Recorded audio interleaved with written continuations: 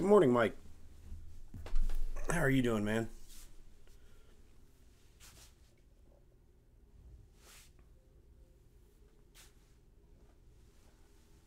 I think you're the first one here.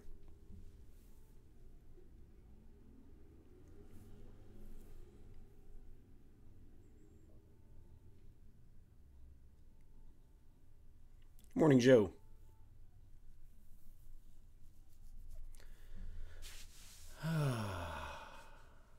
It's still in there. It's still in there. It's getting down to crunch time though, so may have to do something like go for a jog today or something. See if I can shake it loose.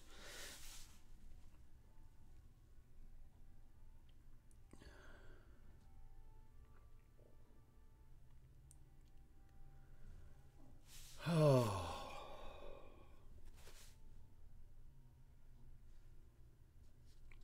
yeah. I normally don't run unless something's chasing me, but I feel like something kind of is chasing me right now. An unpleasant procedure is chasing me.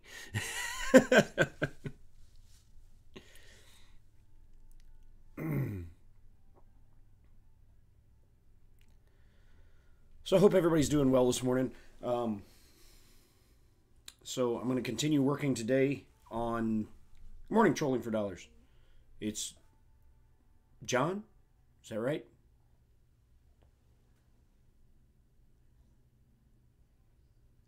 I need to get your name right, dude, because you're always here and just calling you trolling for dollars all the time. Yeah, okay. Gotta remember that. I'm horrible with names, so I apologize in advance. Let's see here. My camera's all out of whack because it was showing my trash pile in the corner over there, which I'm just holding onto the box at the moment in case I need to ship something in it. Oh, how's everybody doing this morning? So I'm going to continue working today on the tactical trailer. I did put the first files for it up on for my patrons. I'm feeling fine, man. It only hurts when the stone moves, and the stone hasn't moved since last Friday. Hasn't moved. It's just sitting where it's at, and that's the only time it hurts is when it moves. So I need to get it moving though, because it's not. I don't think it's that far from coming out. I need to get it moving because I don't want the procedure of having it having them retrieve it. That doesn't sound good at all. So no, I don't want to go through that.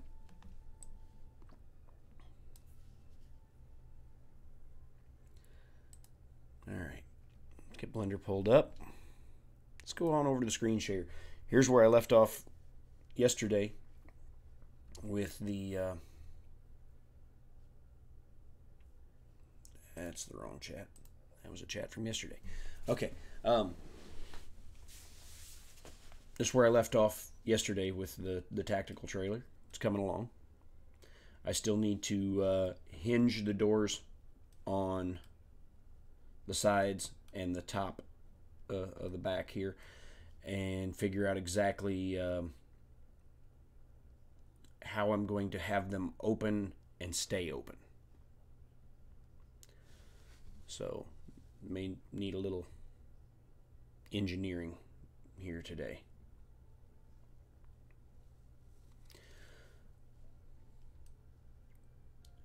And as luck would not have it, I am not an engineer.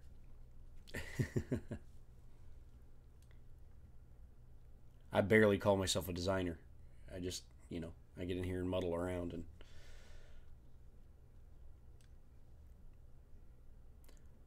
But the tactical trailer, I was looking at the one online and took some design cues from it. And you see these this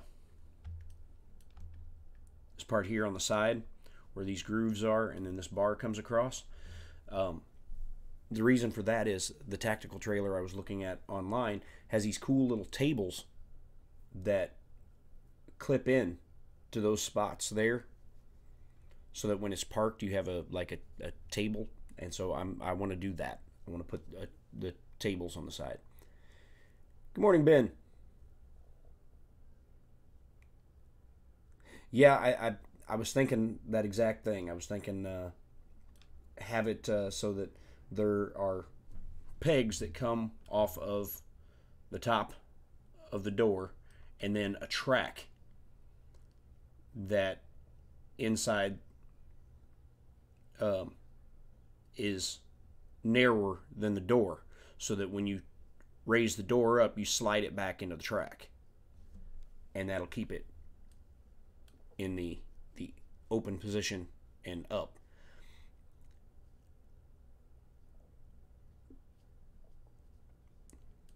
So, still not exactly sure how to do that, but that's what I think needs to be done.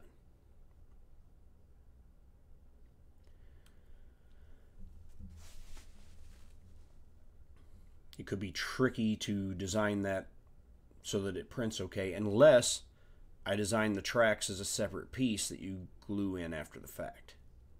That might be better from a printing standpoint. I don't know. I'll figure it out. So, but there's the tactical trailer. And then I'll build some shelving inside so that when the doors are open, there's shelves in here. And then the large compartment that'll go between the backs of the shelves. When you open this up, you can slide stuff into it. But I did go ahead and release the files for the frame and the lower bed rail and tailgate, because I think they're ready to go.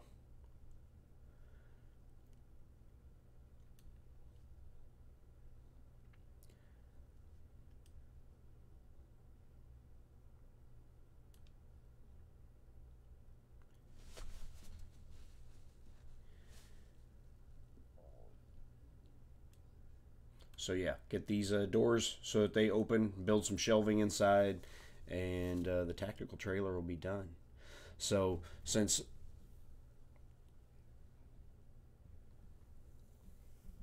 the wheel well's a little bit smaller, because I figure it wouldn't, in the real world, it wouldn't have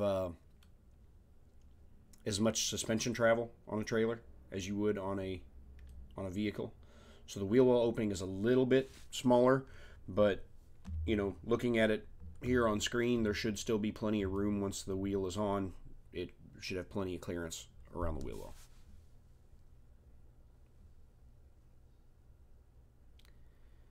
Oh, we got somebody that's coming in jumping off topic.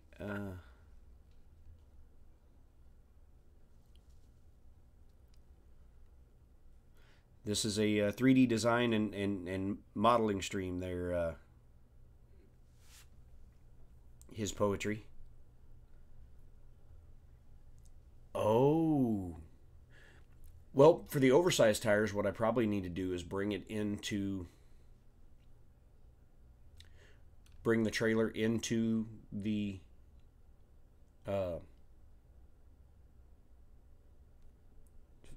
file with the...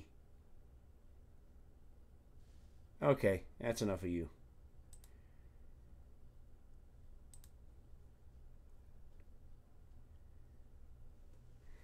All right.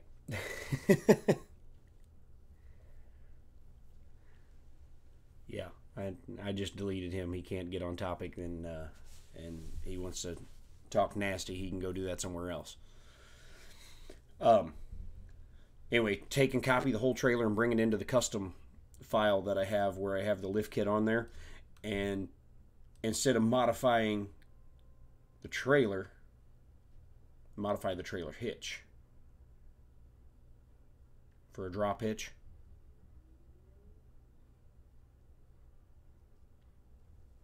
Yeah, thanks, Mike. Yeah, it's not often that we need to actually moderate these streams. That's weird, especially this quick to jump into the stream. And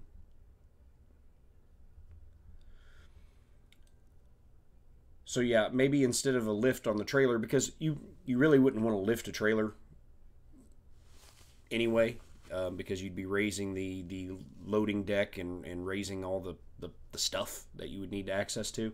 So instead of lifting the trailer, we need to drop the hitch. If that makes sense. So while I'm thinking about it, let's save.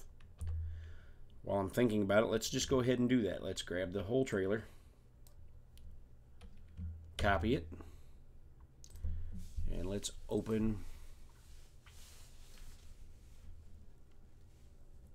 Yeah, coming in being all nasty.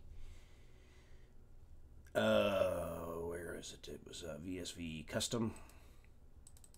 Let's open this one. Let's paste the trailer in. Oh, you know what I also needed and I didn't get was the trailer hitch. Let's get the trailer hitch. Copy.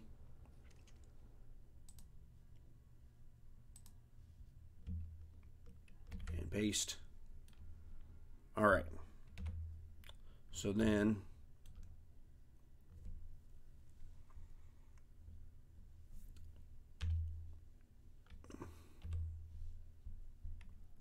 we'll grab the trailer again.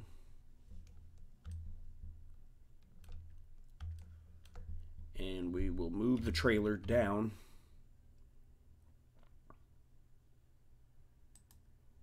I need to put a plane underneath that so I can get it at the right height. Hold on. Let's create a plane.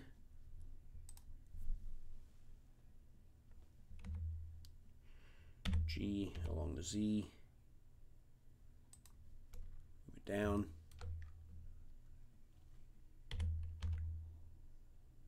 Get it where it's just touching the bottom of the tire. All right, now we know where we're at height-wise. And looks like I eyeballed that pretty good. Awesome. All right, so instead of raising the suspension on the trailer,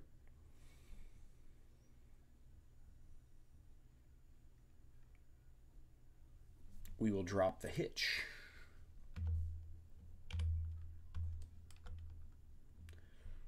So what's the best way to drop this hitch going to be? Let's ring cut it. Uh-oh.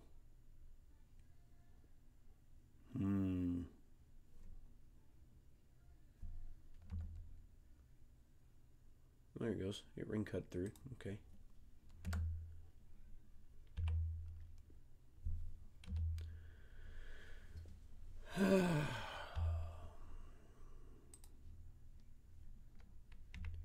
Let's grab all of these vertices. Oh, I'm going to grab those two, I guess. There we go. Let's drop the hitch down. We're going to have to modify that a little bit to thicken that up, I think.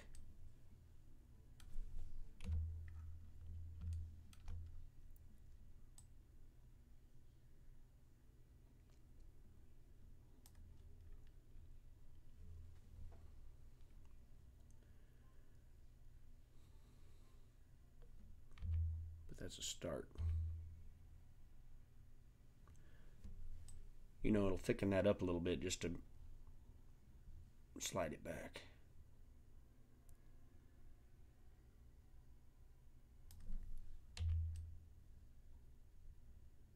Yeah, that's better. Okay. So we'll go back here, back out, deselect that, tab out of there.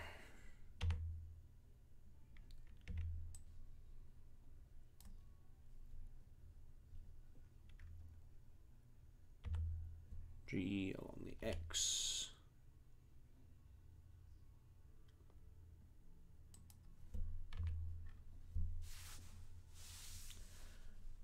All right, Roy, what do you think? Do a drop hitch? I mean, unfortunately, I don't see any way to do it other than to have it extend back a little farther so it'll tow a little bit farther behind the raised one, but I think that will work. So, save that. Let's grab this, copy it, new, paste.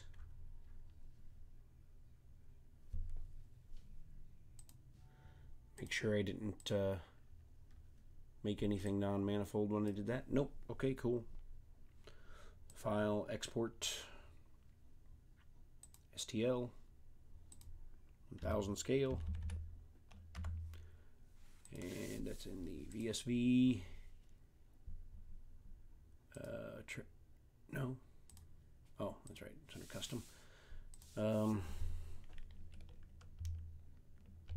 Lifted trailer hitch.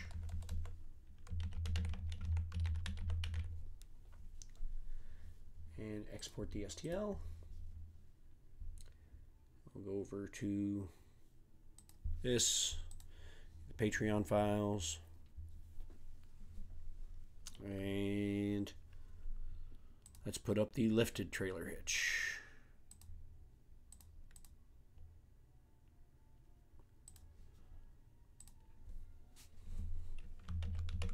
Trailer hitch for lifted Jeeps. Upload.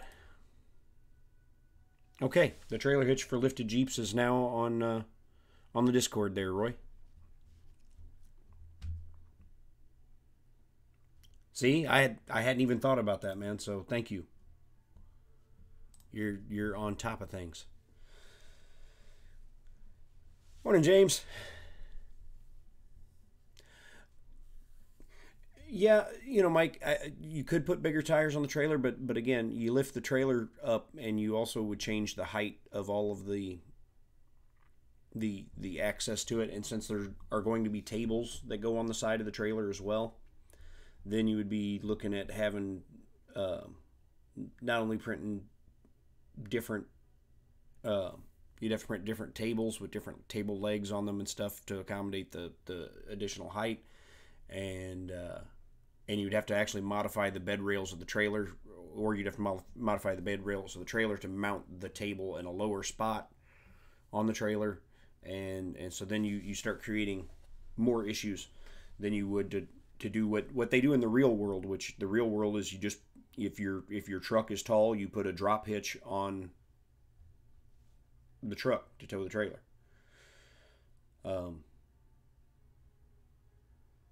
You know, that's just, you know, no real engineering involved other than to just put a hitch that sits lower to the ground. No, man. It's you know, while I think it would look cool, it becomes less practical, and even though this is a toy, we still want to keep some real world considerations in mind. So, but I hadn't even thought of you know, someone printing the lifted Jeep, and I didn't even think the fact that you were probably printing the lifted Jeep for your 4-door version, aren't you? And so I'm like, yeah, you'll need to accommodate the trailer for that as well. And all the trailers that I make, you know, from this point forward, will need that drop hitch as well. So I could design some other trailers that are purpose built to be lifted trailers, and then you would use the standard hitch with the lifted trailer. But this will allow you to accommodate all the trailers with the lifted or the standard height Jeep.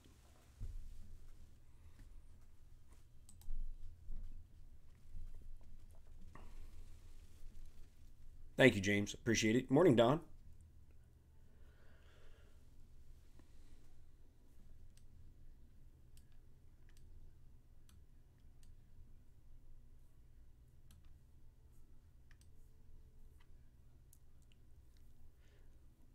So yeah, I didn't give the trailer as big a wheel well openings because that affected the cargo space of the trailer.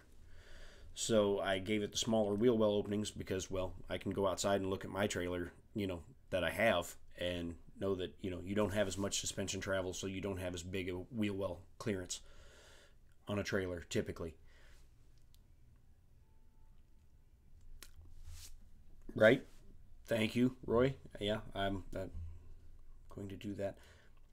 You know, the stuff I have left to do on this isn't real exciting stuff to look at. So maybe we go ahead and jump into the what's next. We go ahead and jump into the what's next, and we talk about Ben brought up a good question. He asked if I could design a speedboat. Well, I have a boat in mind, and no, I have not finished the pickup truck yet either. It's got some stuff left to do to it as well. Where did I leave off with it? See, I get squirreled off on stuff and get to designing something new and sometimes forget to go back and look at. There's the VSV truck. There's where I left off with it. Okay.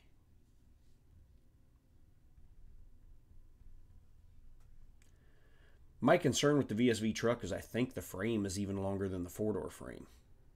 So I think I may need to split the frame to make it more printable.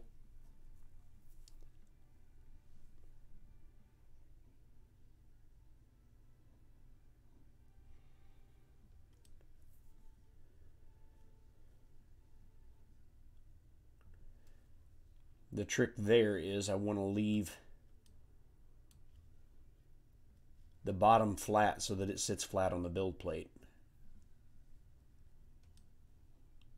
So then my connecting points need to come up, and if they're going to come up,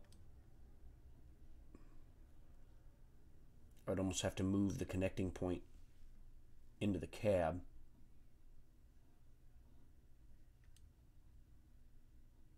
Yeah, oh, that's where I had left off, was why I had stopped, is because I needed to get some measurements on this. So let's do that. Let's get some measurements.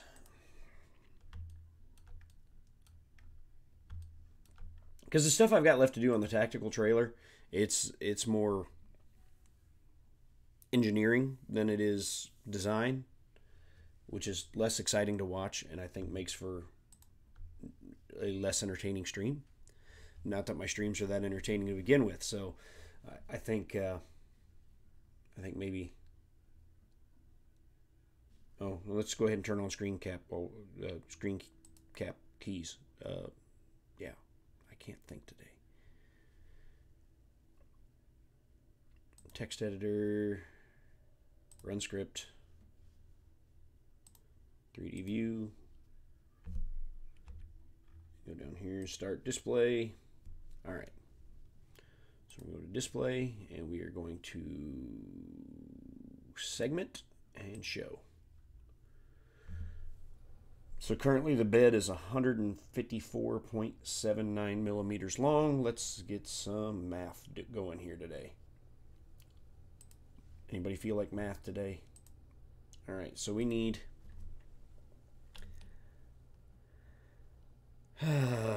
typical short bed is 6.5 feet, 6.5 feet to millimeters is 1,981 millimeters, so 1981 divided by 18. So a 6.5 foot box would be 110 millimeters long in 1/18 scale. So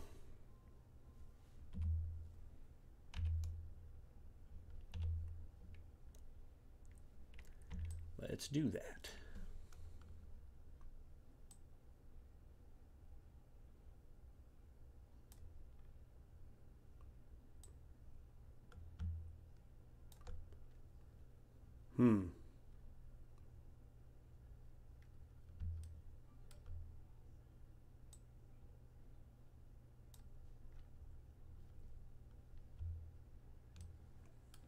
Morning, Walter.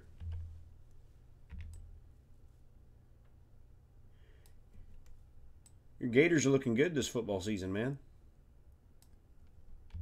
They were talking about them this morning on ESPN radio.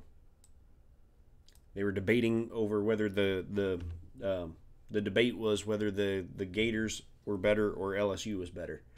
I know your stance on that.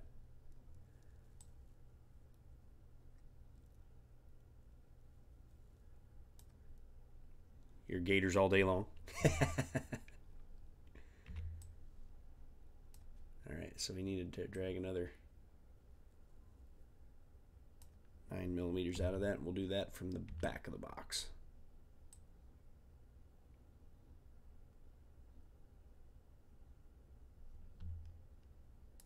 All right.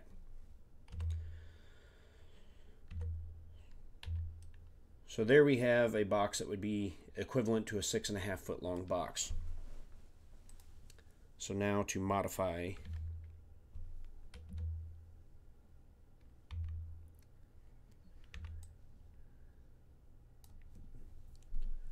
the length of the frame to accommodate that.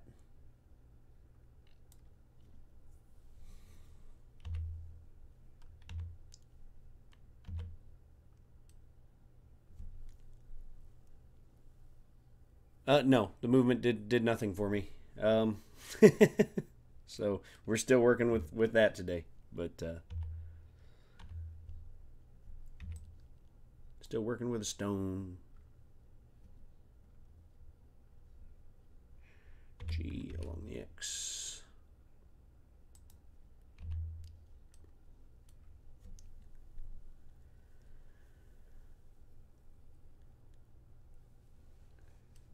Yeah, but they were going into who the Gators had their loss to, and then I guess LSU beat them, or if LSU beats them, and I don't know. They were talking about it was LSU, Florida, Georgia, and Kentucky. They were talking about which team do you place higher. And I'm like, I don't know, because I don't really watch college football. Which is funny, because I guess the team I would have the most connection to would be Mizzou. Because at least I used to play at some bars where I knew some of the people who played back then for Mizzou, because they were bouncers in the club on the weekends, on the winter. All right. Oh, so I also need to modify the back end of that.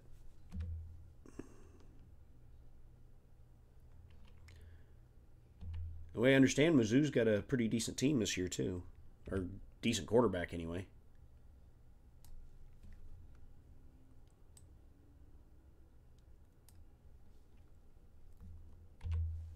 Isn't that what it's all about? It starts with having a good quarterback, doesn't it?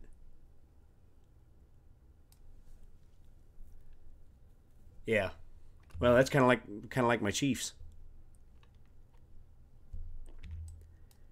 My Chiefs have the best offense in the National Football League, but about the worst defense.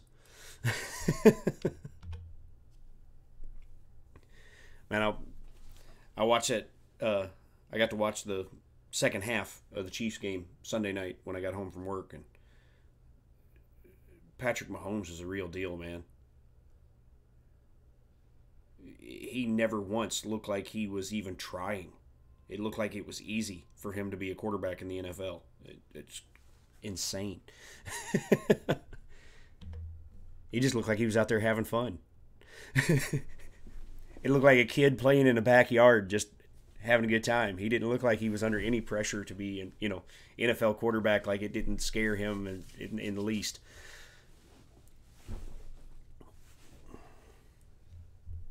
I guess the Chiefs knew what they were doing when they traded up to draft him, huh?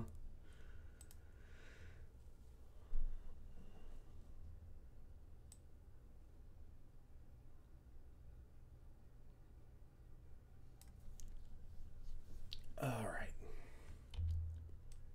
So there, we got a 6.5 foot long box.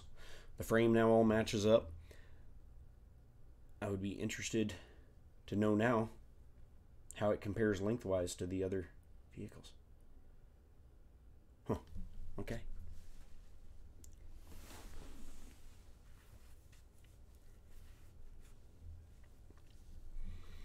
Oh, before we forget, let's hit Control S and save because my computer has been prone lately to just restarting. No warning, it just restarts. And it doesn't give you any kind of error that occurred. No indication of any kind of updates. It just restarts.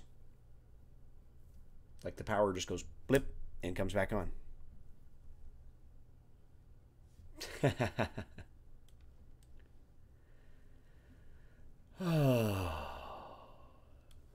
Well, I'm drinking tea. I'm not gonna lie, I have a soda sitting over here too. I shouldn't be drinking soda, but I can't give it up. All right.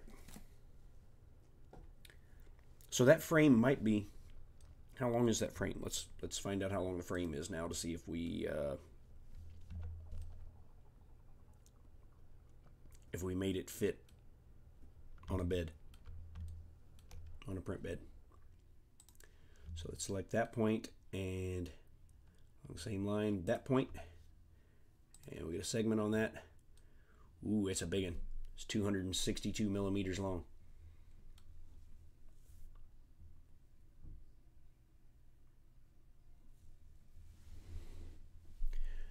Roy has been doing some spectacular work printing out some of my designs, and I couldn't be more grateful for it.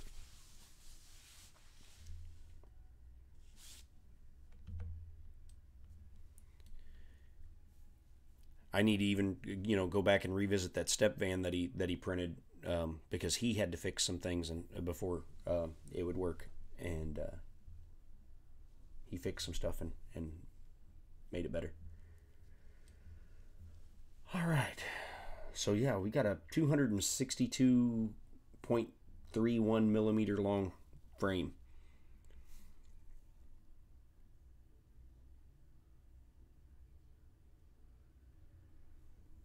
Yeah, that's a problem I end up with since Walter moved to the evenings, I have less opportunity to watch him as well.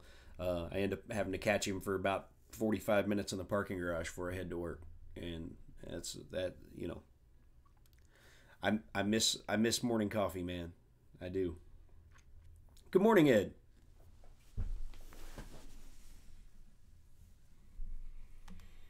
Hope you are doing fantastic today.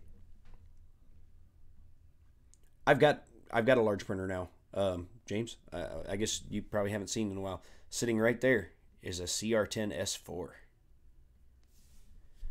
courtesy of Robbie Mack. He was not using it, and he sent it to me so that I could continue moving forward with my designs. Yes, I can print that. My concern is, people needing large volume printers to print stuff. And if that's going to affect the ability for people to print the models. Although there's that is it a new slicer now? What is it? The one that will automatically slice your large parts into multiple pieces for you and puts in registration keys and everything. What is that called? John is not here.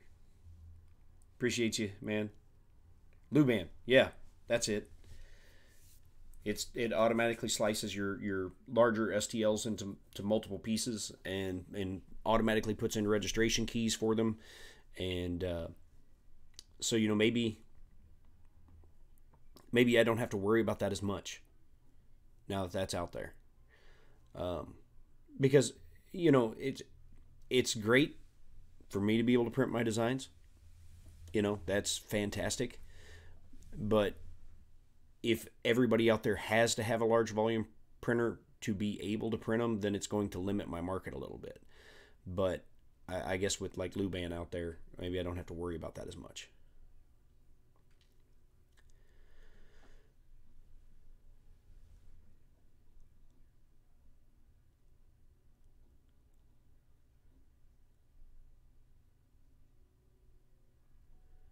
We get there on the 15th and leave on the 27th. I'll be streaming some while I am there. There where? Where there?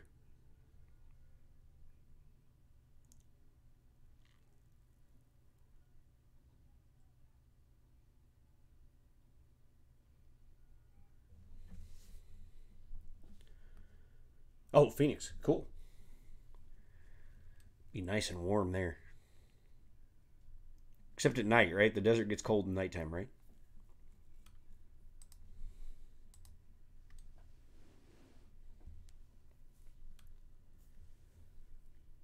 All right. Yeah, because like the all the sand and stuff, when sand doesn't have the sunlight warming it up, it gets cold and actually chills the area that it's in. I'll bet, man. I'll bet. That's it. So happy for your whole family, man. That's so awesome.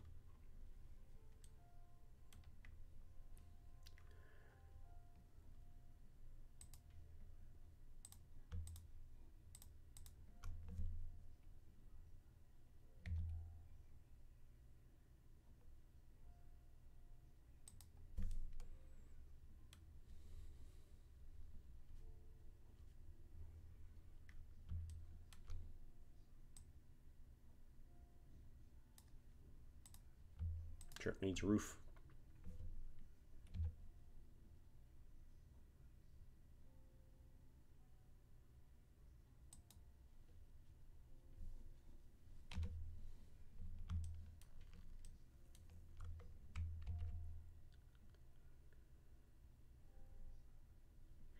Extrude along the X.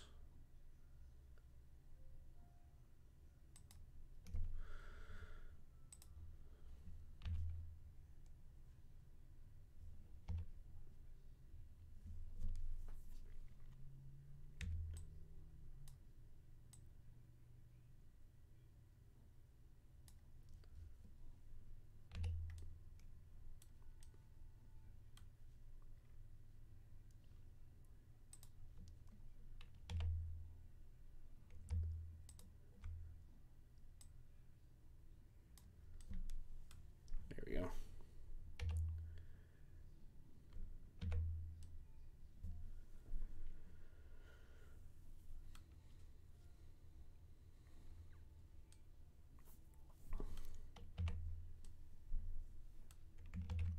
Made some changes, so we're gonna click save. I'm gonna hide those because they're getting in my way right now. We already got the measurements we wanted off of that. So I still got to make a tailgate and a rear bumper, because the rear bumper on the truck's going to have to be different than the Jeep rear bumper.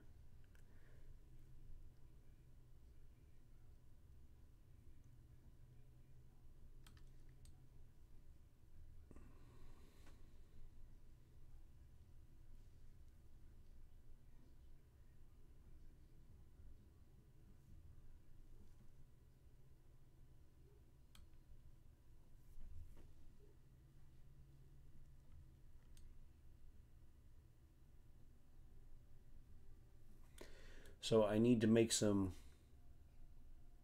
post holes in the bed, a tailgate, design the tail lights, and the rear bumper. Because I'll need some post holes for mounting roll bars or campers. Camper shells. And just because I've got this designed in, you know, a military color doesn't mean it has to be printed in military colors. You know, just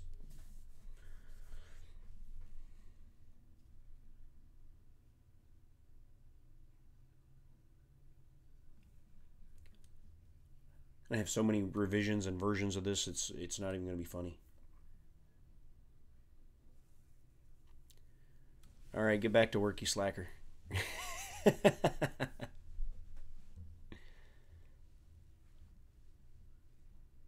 Luban is $20 a year or $120 to permanently purchase it. I think I'd go with the annual. If it took me 6 years to make up the $120 difference.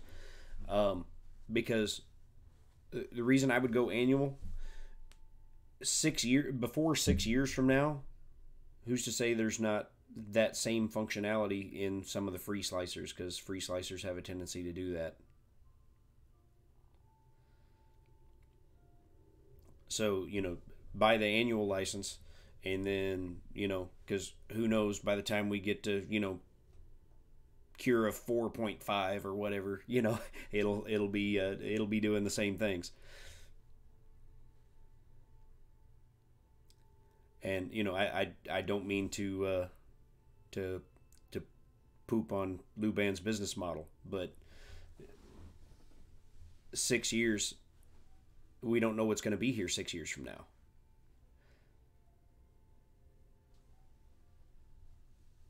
Morning, Scalda. Hey, Robbie. You always come up with new and unique cups. One of these days, you're going to be all out of cups. And we'll know it when Robbie shows up and, what's up, all out of cups.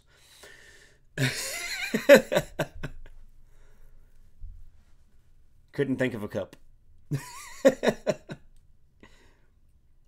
So yeah, we're not working on the tactical trailer after all. We're working on the truck, so I may have to go back and... Actually, well, we worked on the trailer a little bit. And now we're working on the truck, and I don't know, squirrel.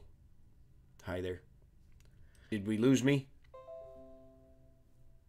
Are you, am I here? It said OBS disconnected. It's a British invasion. Yeah, it said OBS disconnected for a second. I don't know. That was not fun.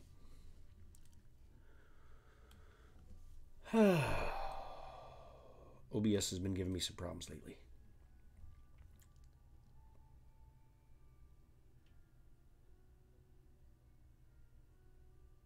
Okay. That's weird. It was like OBS disconnected. Reconnecting. I'm like,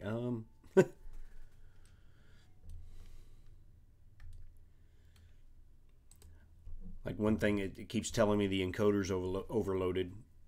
That keeps popping up on me, and I think it's because I don't have a graphics card that can support GPU encoding.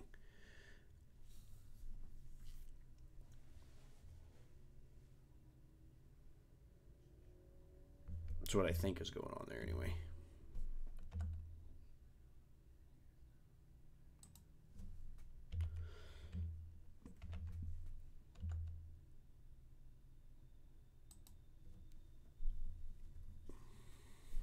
Thank you, Don.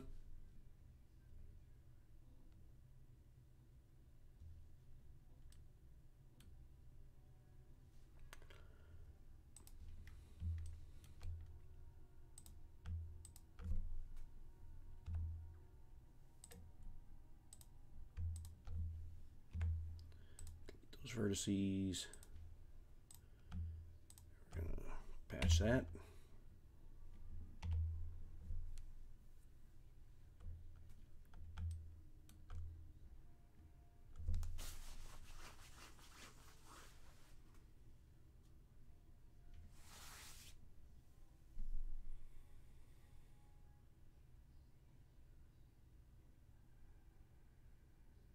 Right?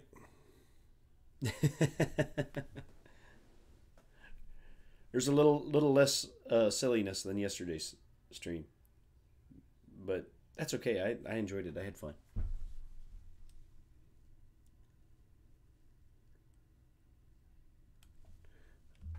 Mike was probably thinking, "Oh Lord, what are these people doing to my stream?"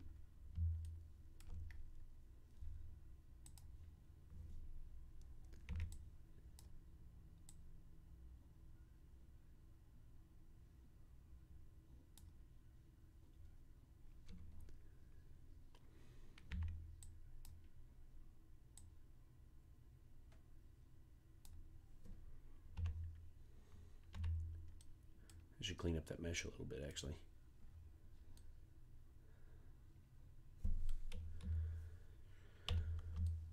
I need to do that back here, too.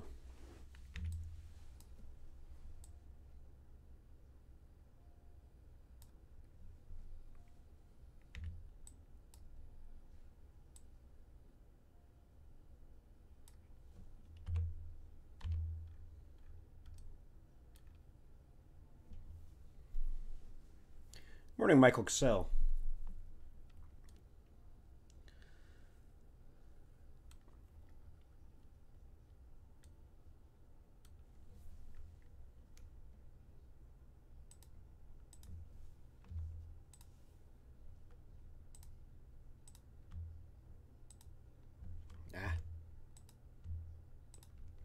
Face.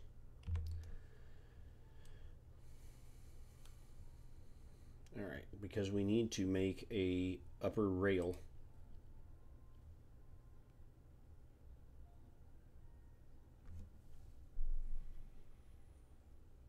Or make the upper rail thicker.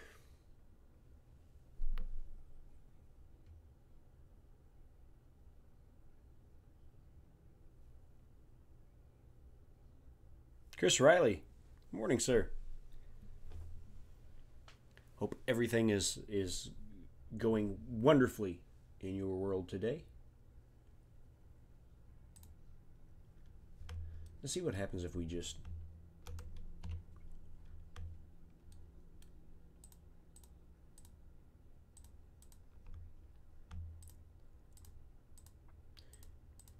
drag that out.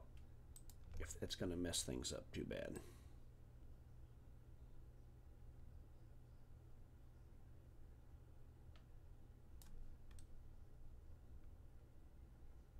Yeah, that's not going to work.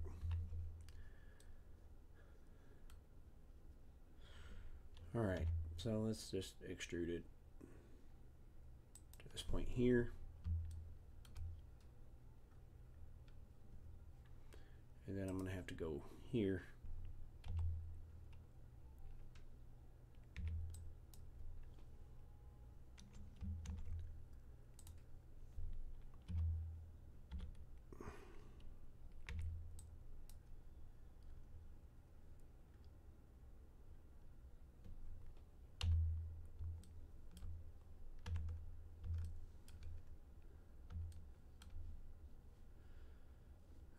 Let's see here. I need to select those.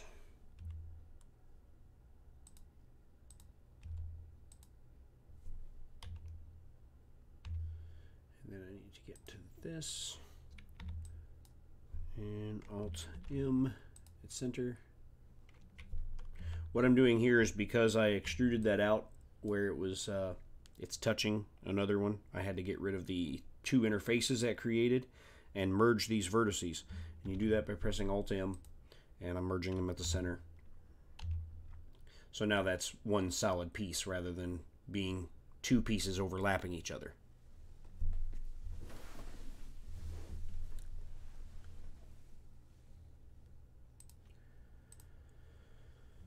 So then we can inset a face here. Woo. To get our post holes. Inset a face there. And that'll give us,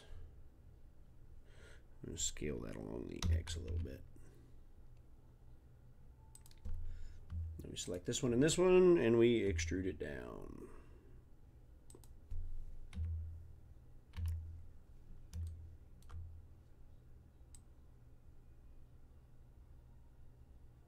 There we go.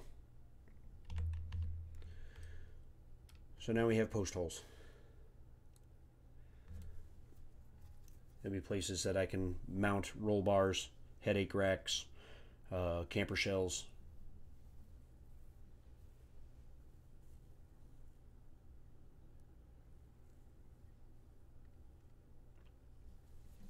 Yeah, that sort of stuff.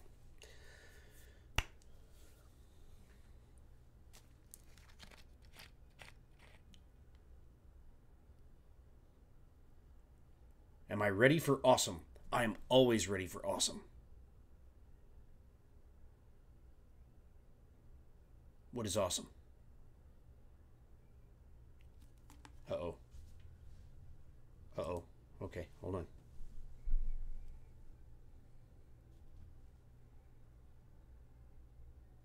Oh, dude.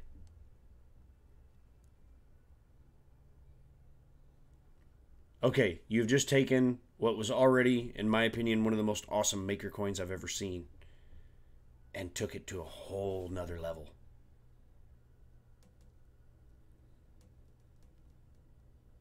That is awesome.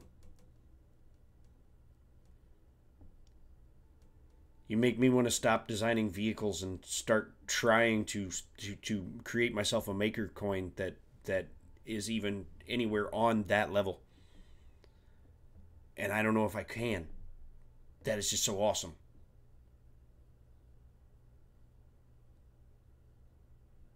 That is the coolest maker coin I've ever seen.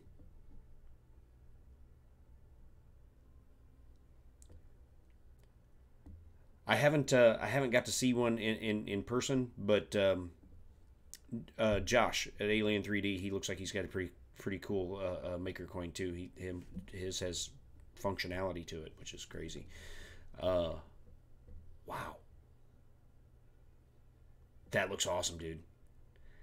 And I see no like real discernible color bleed or anything, man. You got that MMU2 dialed in.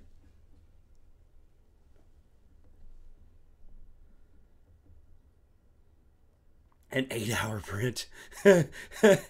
So those, what you're saying is those are not maker coins that you um, want to make a whole bunch of and freely distribute at a fair, maker fair, or a rep rap festival, because it would take you forever.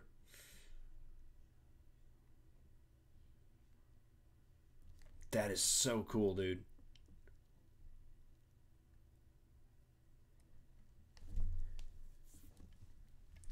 So how do you okay, the thing I haven't understood about yet about those multi-material units, how do you tell it which parts are different colors? Are you going to make a video on that?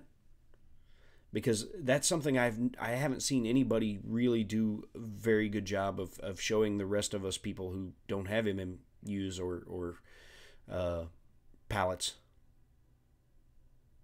Oh, I got the exclusive. I got the scoop, baby. That is the coolest maker coin I've ever seen. They're different STLs, so they're different STLs that just they all overlap each other. And the slicer, you tell the slicer which STL is which process, which means which color.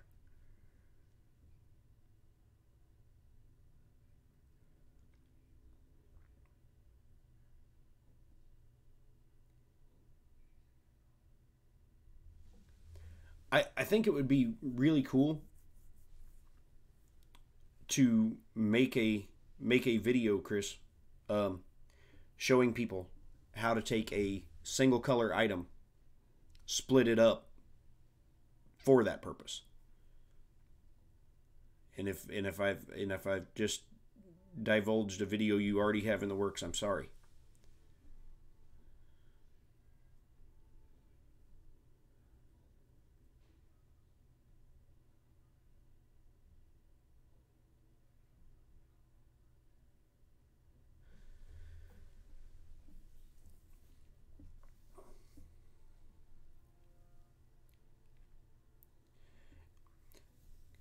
Because I would like to some at some point in time, further way down the road, get a hold of one of those palette twos and learn how to do some of this stuff. And so is it the same kind of deal, but the palette two just knows where to slice the filament to do that? And are you getting a palette two also, Chris? So you can do a comparison video? Or do you not want to disclose that here? You've already given me enough exclusives today.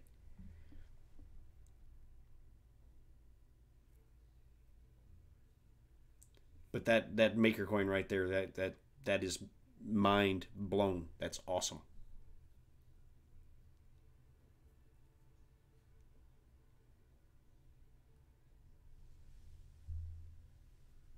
Yeah, I want to get a palette too. I don't know, I think the only real benefit to the Pro is the faster printing. And I don't know if faster printing is worth the extra money.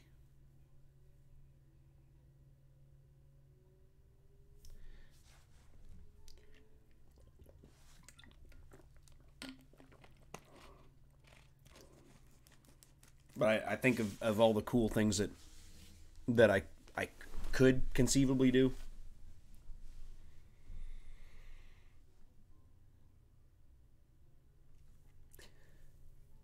Yeah. Yeah, the cutter is better on the Pro, and that's why it's faster. It's 15% faster. And it's all metal construction. So I imagine it's also more durable. But since though the cutter is I think by the sounds of it, the cutter is going to be a consumable part that you will have to occasionally reorder new ones. Anyway, yeah. So yeah, I have questions, and I'm not the type to be on the cutting edge. I'm just not. I sit back and let other people be the ones that are the early adopters on the cutting edge and watch how they do it and see them go through all the pain first, so I know what pain to expect or if I even want to deal with the pain.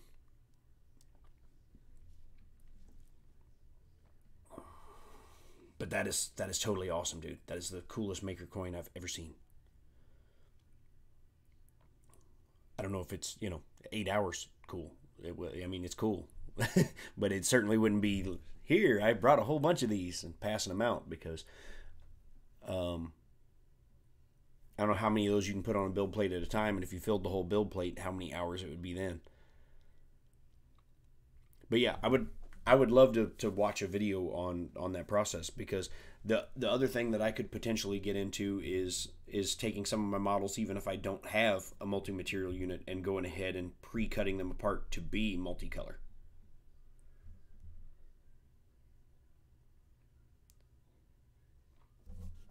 Go back and make a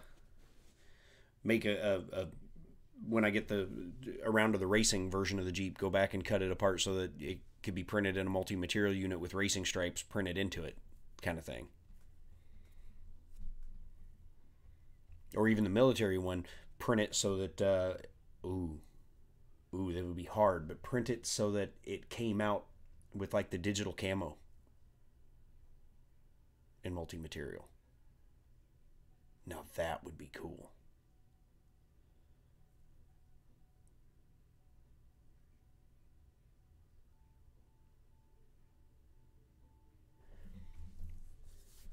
So like that, the military digital camo, cut the model apart so that it printed out in the body panels printed out with digital camo, and you would just pick your colors or your digital camo.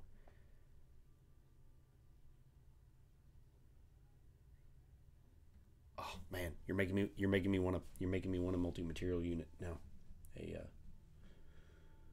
palette. I'm gonna have to say, I would have to go with the palette just because I don't have a Prusa. But yeah, I mean, imagine you print the vehicle and it just prints out from a multi-material machine already in a digital camo scheme. That would be awesome, awesome, and something that I may have to try to do at some point.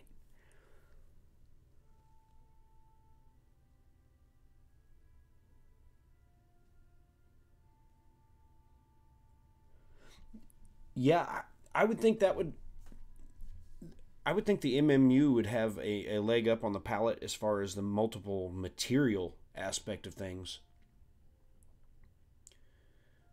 just because it's not at any point in time trying to fuse the two together.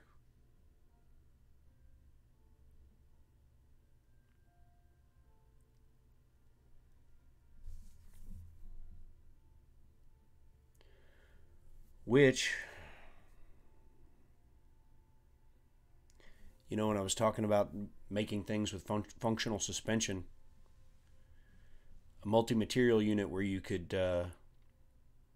print, because I've seen somebody was already doing it where they mixed PLA with a TPU, where I could do like PLA on the ends and a TPU airbag in the middle and do airbag suspension.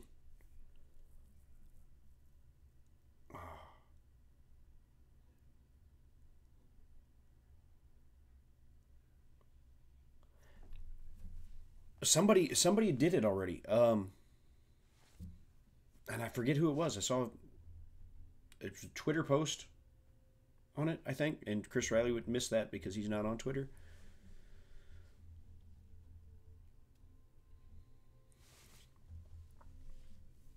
So it's one of the things you're missing out on, Chris. Right there. All right. Back to what I should be doing.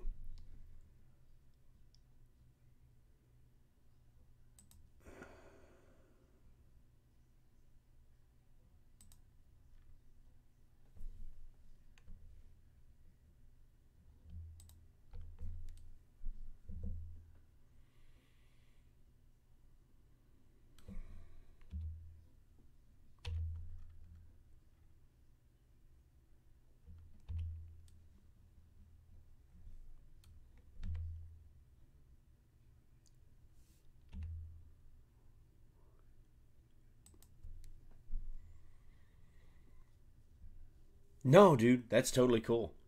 You can hijack my stream anytime. Not a problem.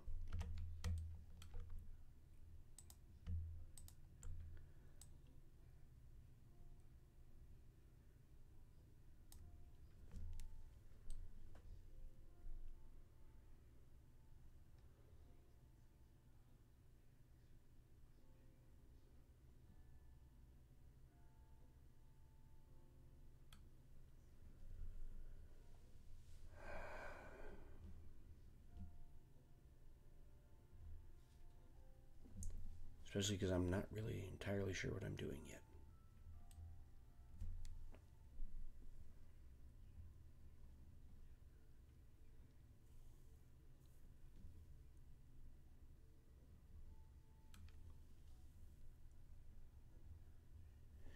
Yeah, I don't think it's impossible for the palette to do multi-material, but I think those materials would have to be compatible enough with each other to be fused together.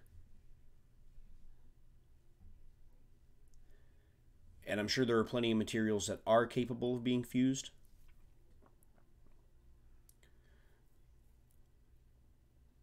But that's the first time I've really thought of something that the MMU had, other than one more color over the palette.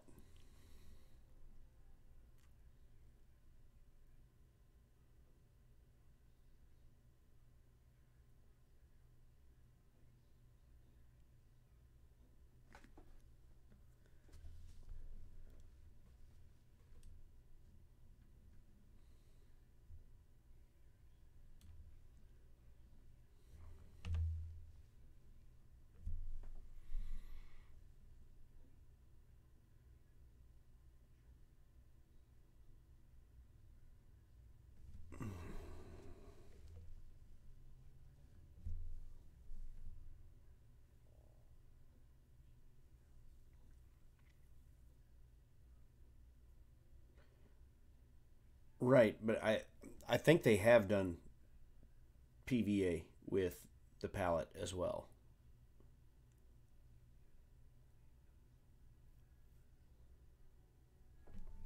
I could be wrong, but I think I've seen where they've done that.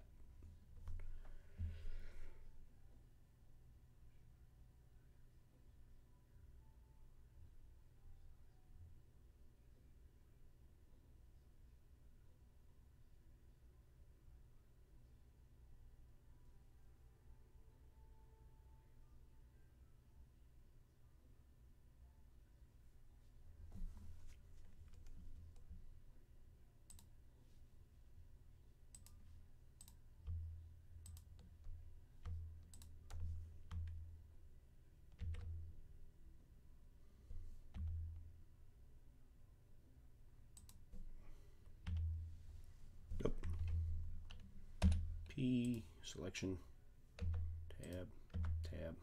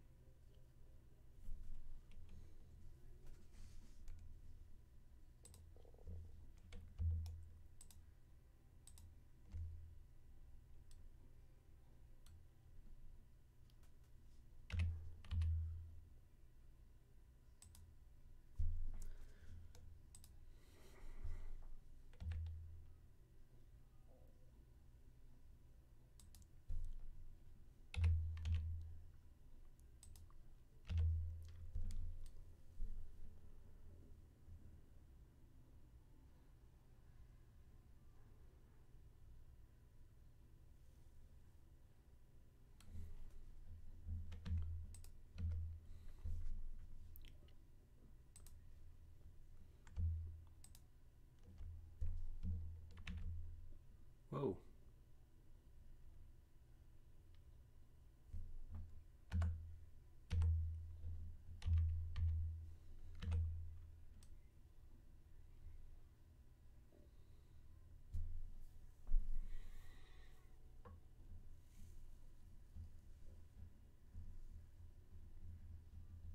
All right, I need to do something to make the tailgate look more interesting.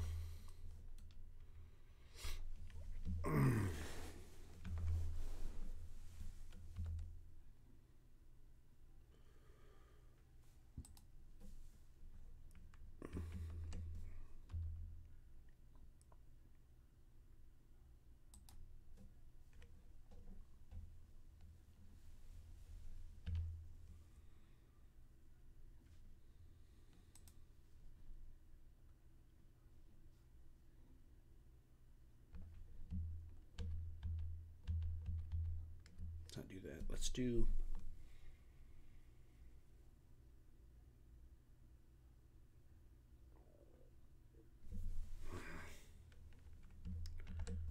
Let's go ahead and do one ring cut there. And then...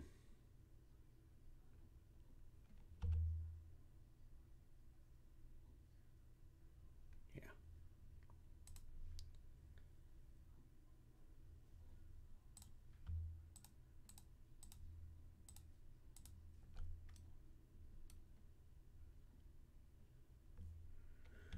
Extrude it out just a little, maybe. We'll take and select that. Reset up. Select that. Lower that one down.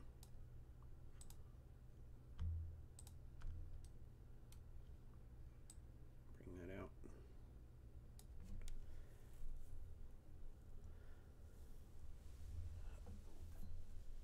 Yeah, Chris, there's a group of trolls. We call them the Mean Girls. And whatever. Don't care. We know exactly who they are.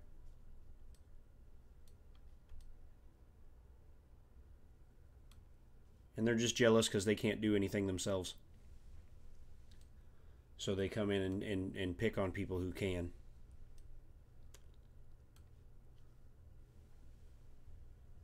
Pretty much worthless bags of flesh as far as I'm concerned.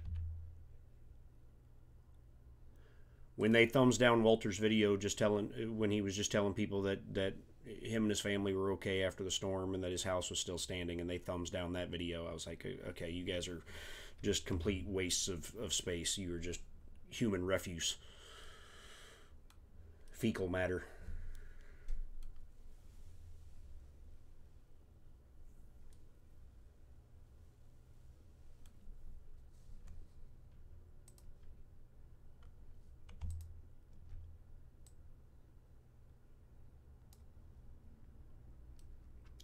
If you could do better, show us.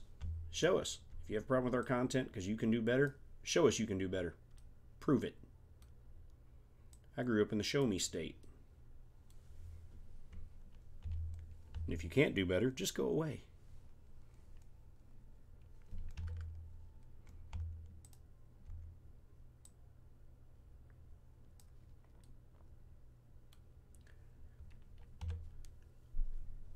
And they'll be dead and gone long before the rest of us, so...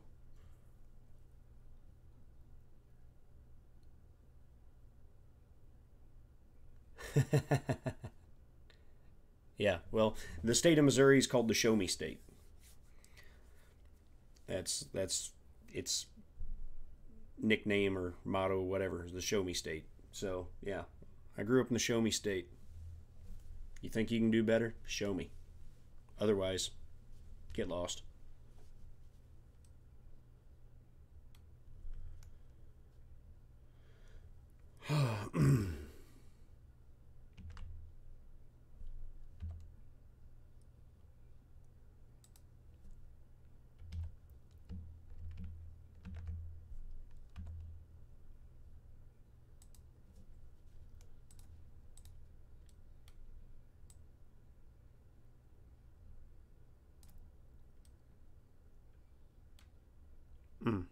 I see where that's going to be a problem right there. I need to knife cut. There to there.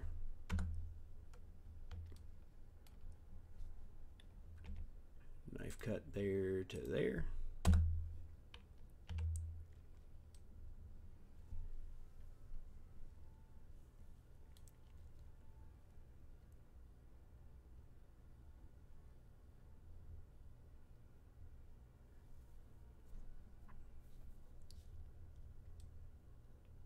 No, that's just it, Scalded. They don't have anything better to do because they can't do anything.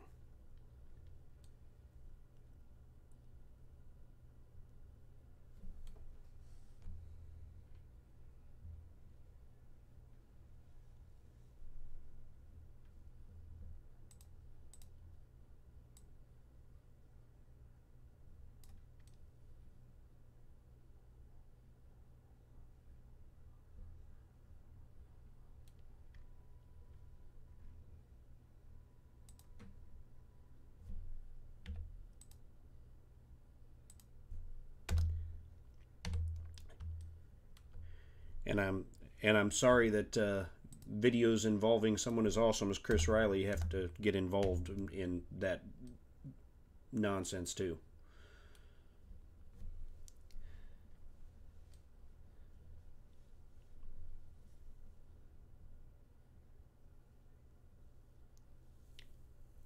Right. Yeah, that's what it comes down to. I mean, that's where it started.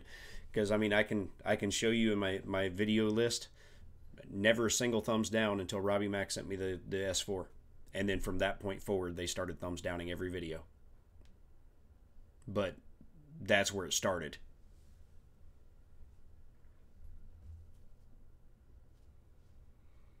Oh, I didn't see Never Let the Machines Win Mike sneak in there. There you are.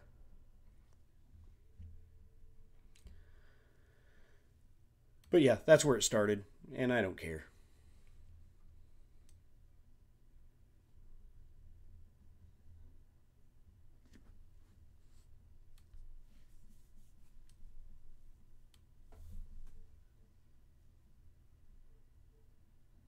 their dementia will set in soon enough and they'll forget how to even get on YouTube.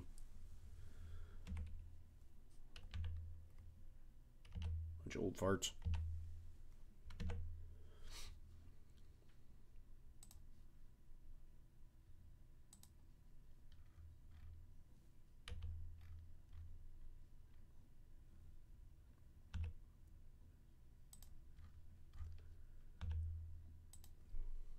Rotate 90 degrees along the X. So I need to make a pin to hinge the tailgate on.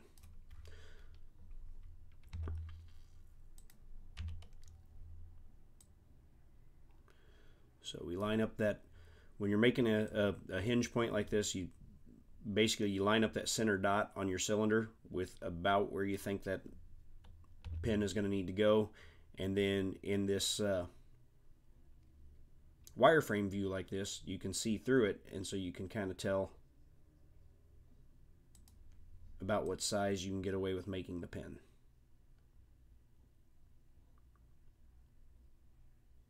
And kind of eyeball its location and think about how the part pivots, so you can eyeball its location and kind of get a good feel for it, where that needs to be. Which, because it's an additive thing instead of a subtractive thing on this part, it can be close to the edge. Now, if I was cutting the hole into the tailgate, I would need the circle to be higher to give it some room to print some material around it. But because I'm adding material to the tailgate, not removing.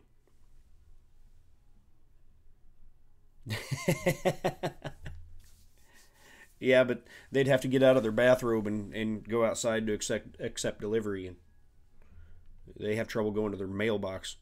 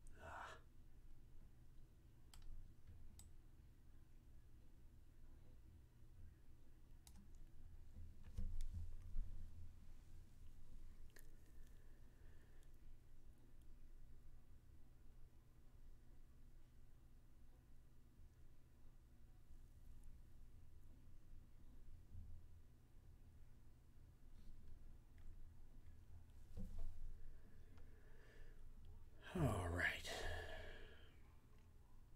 And now looking at that, I think I may have too big a gap on my tailgate. So before we...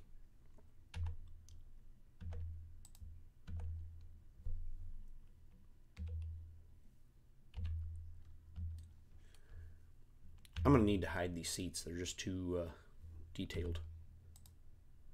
They create some problems trying to see in the wireframe view. I'm going to go ahead and hide the dashboard too.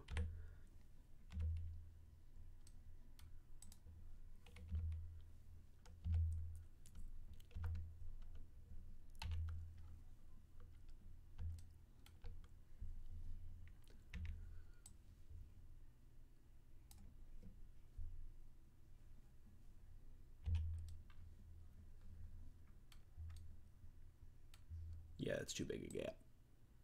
Close that up.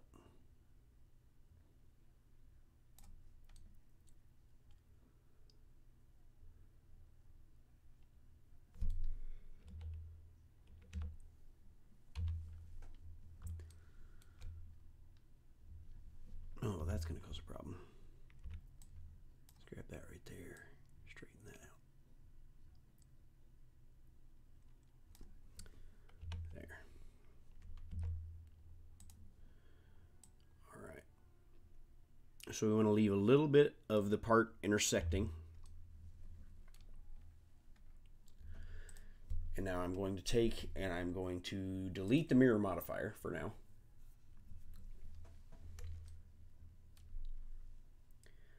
I'll select the pin and the tailgate. Now, normally you would do a normal Boolean operator to go through and add the two together, but this is where I'm cheating a little bit because I did, Morning Minnesota Maker, I did buy an add-on that makes Booleans easier.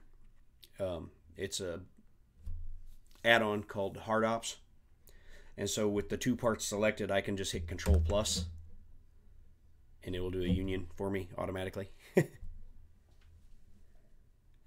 apply that, and then add a mirror modifier along the Y. We'll do clipping, take off the X. There.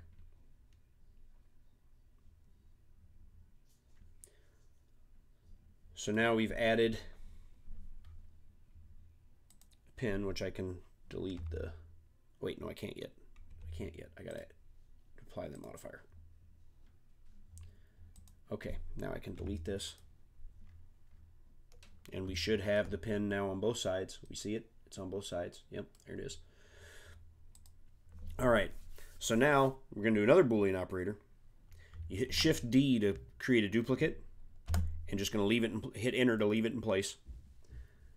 And with the tailgate that we duplicated still selected, I will select the bed, which I need to go ahead and apply its mirror modifier as well. Because if you do a Boolean to a mirror modifier that hasn't been applied, sometimes it will only apply it to the one side, the side that's still an actual object. And so then and I've made this mistake before, printed something out and it didn't have the hole on the other side that it needed. And I went, why don't, oh, because I didn't apply the modifier before I did the Boolean operator. So we have the tailgate selected first. Second, we selected the bed. Now, again, Hard Ops is going to come into play and make things easier for me. I'm going to hit Control minus.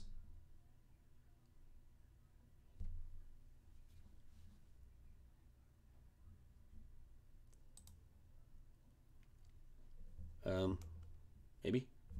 Hold on. Did we get that? We did not.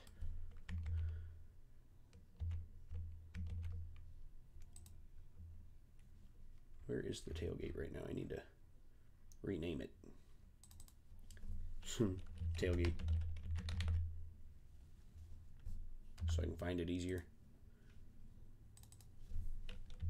Tailgate. Copy. All right. So tailgate copy selected. We'll select the bed rails and try. Why is that not working? Control minus should do a Boolean operator for me.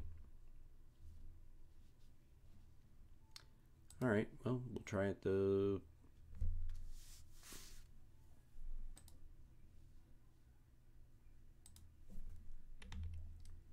There we go. So as you can see now, we've cut the holes for the hinge in the back of the tailgate, for the tailgate. So now we're going to unhide the tailgate. There it is. All right. And we are going to tab into it now because the problem we're going to have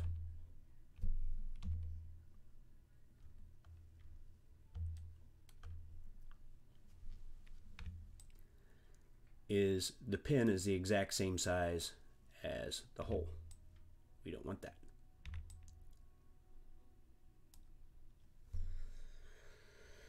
All right, so we're going to scale it down just a hair. Now the artifacts you see coming up are because,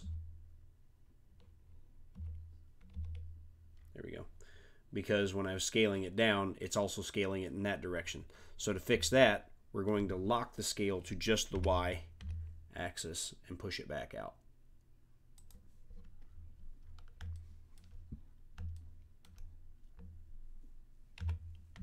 We're going to hold down the Shift key, so, oh, dang it, scale, Y, hold down the Shift key, dang it, Shift key, scale, along the Y, hold down the Shift key, not the space bar, so that we can do a slight move.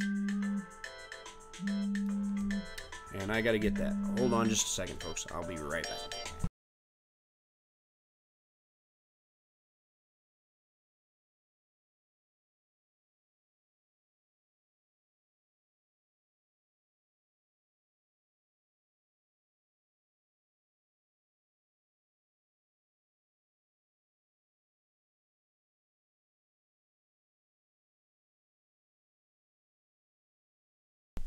Okay, sorry. Yeah, keywords are hard. I keep hitting the space bar instead of the shift key because I'm not thinking. But yeah, when you get that call, you got to answer that one. That was the wife. Looks like we still have some artifacting going on there, so I'm going to scale back out.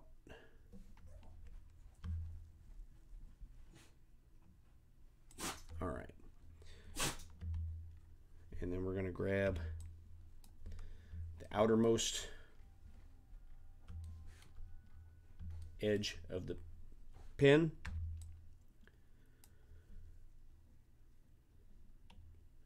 We're going to scale those in a little bit along the Y to give the hinge pin a little breathing space. All right. So we should have a hinged tailgate now.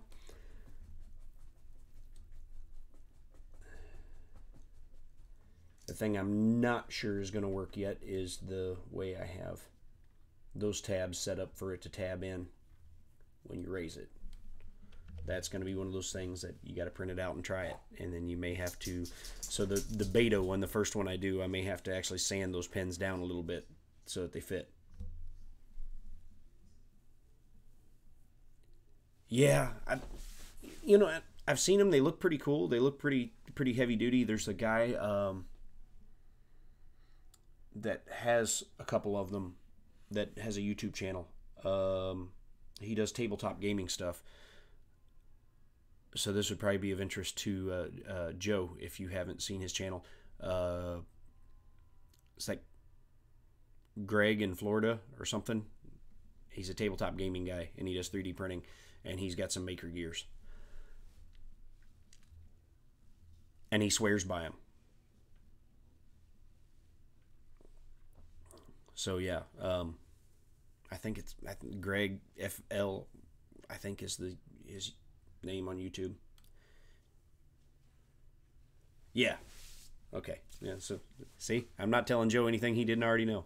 I stumbled across him one day looking at other people's, 3D printing videos, and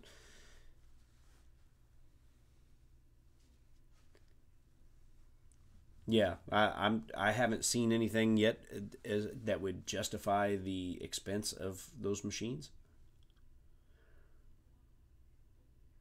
Ooh.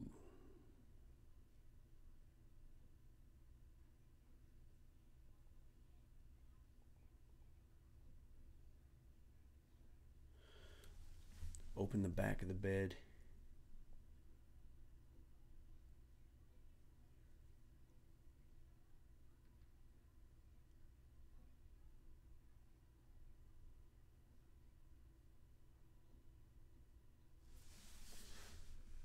Oh, so to give you a little clearance to slide those tabs in, you have a little wiggle room.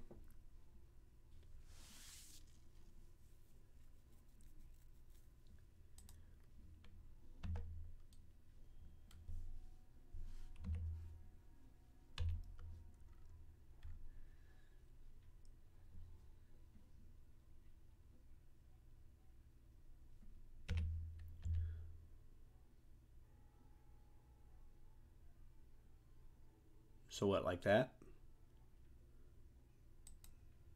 So there'd be a little wiggle room up and down, which would give you a little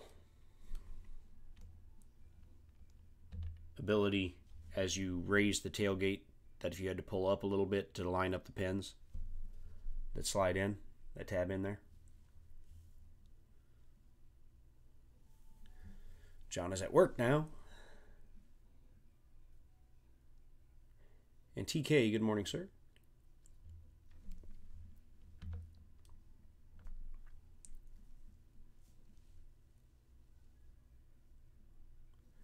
That would give you a little bit of wiggle room so that if the pins were a tight fit, you could wiggle it a little bit.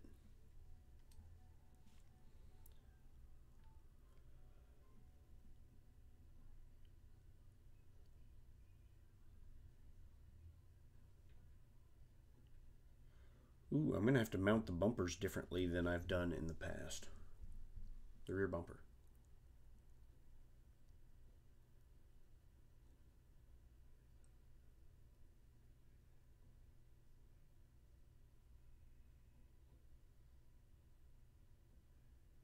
Oh. Hmm.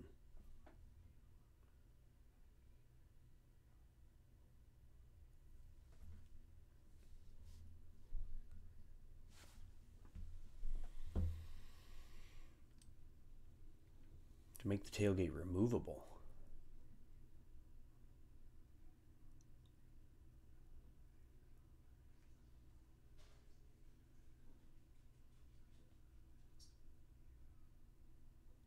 Hmm.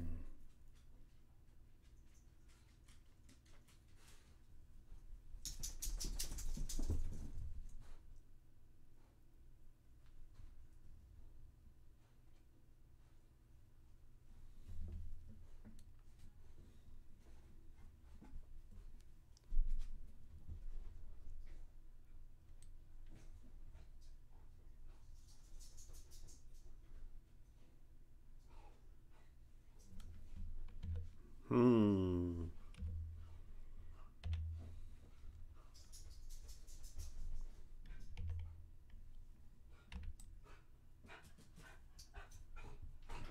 What are you doing, Joey?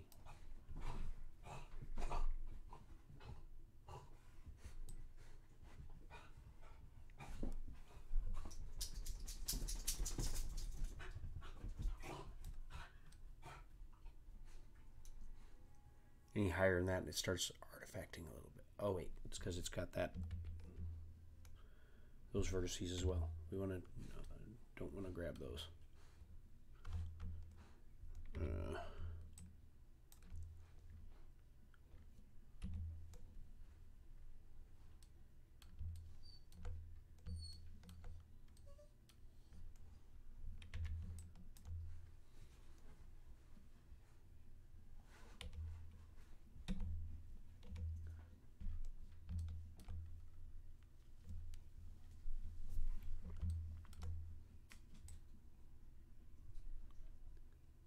Still starts artifacting right at that spot there. That's about as much wiggle room as I'm going to be able to give it.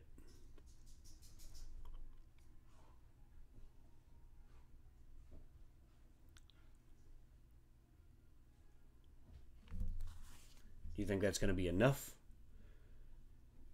Maybe we narrow out the pins a little bit in the tailgate itself.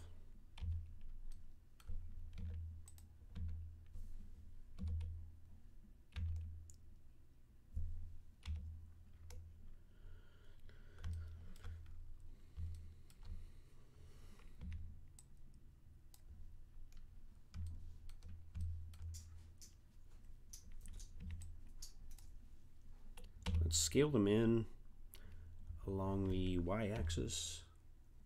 Scale those in, and then we will extrude, scale along the y-axis, and then scale them down.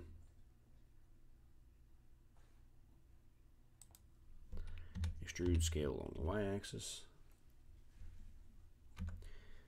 then scale them down.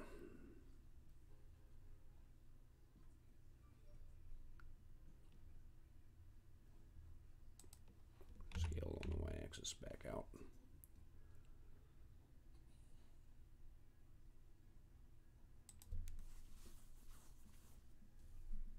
Okay, I will check that out.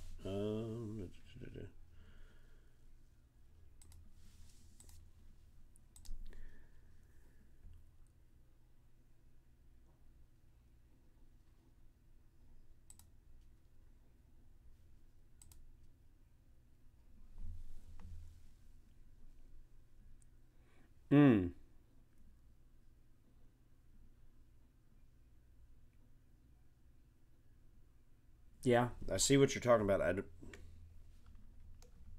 Might be hard to do. Um,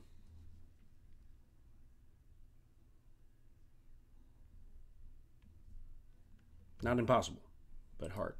Let me see.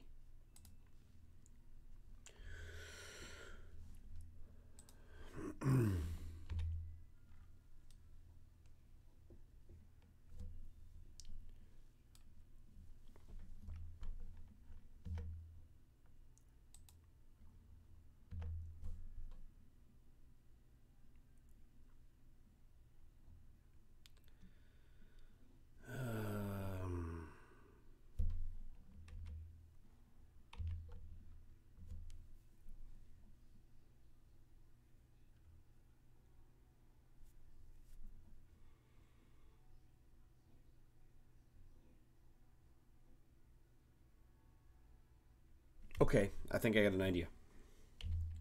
I know what you're talking about, and I think I got an idea. So let's create a cube, scale it down.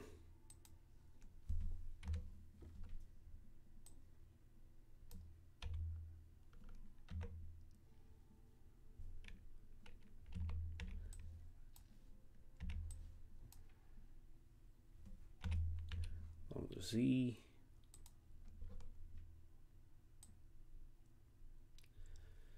Move it up here. Scale down.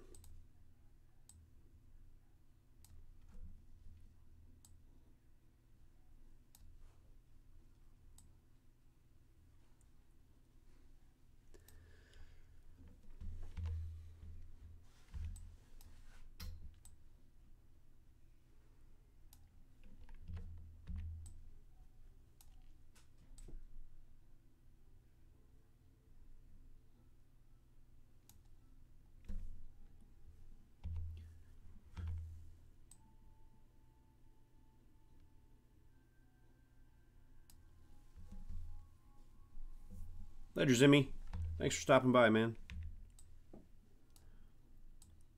Let's do something here. Let's extrude up.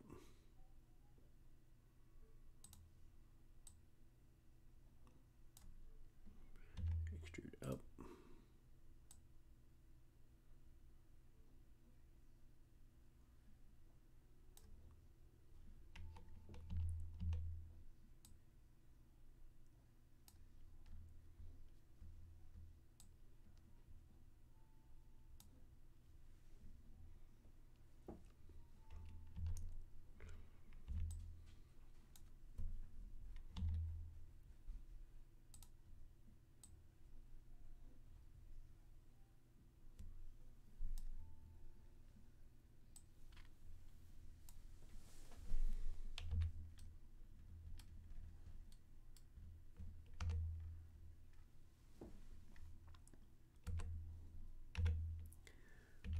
Y.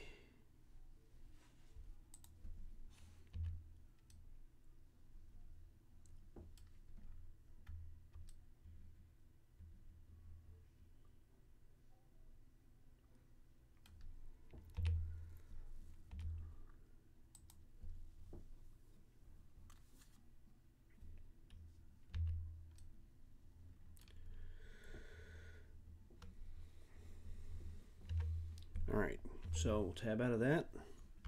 We'll select that. That shouldn't have done that. That should have cut it out, not. All right, save this before we potentially mess this up. Let's go to Tools. And no, why are you? Nope. Nope.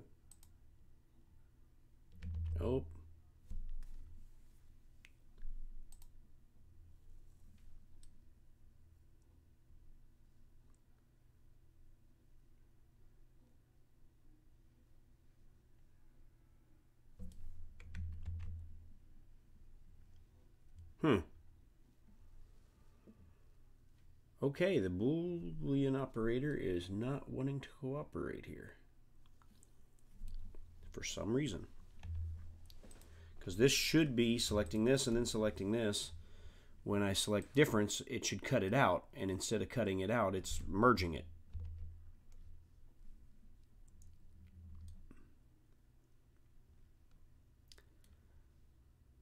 And I click union, it goes away completely, so it's having some issues. Alright, so we're going to save this, and we're going to shut down Blender, because Blender may be having an issue with that. We're going to open Blender back up.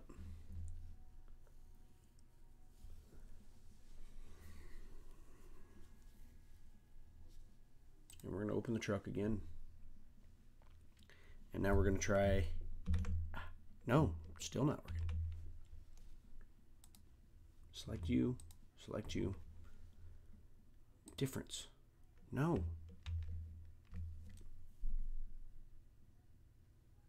I'm so perplexed as why this isn't doing what it's supposed to do. Because that should be cutting this shape that I just made.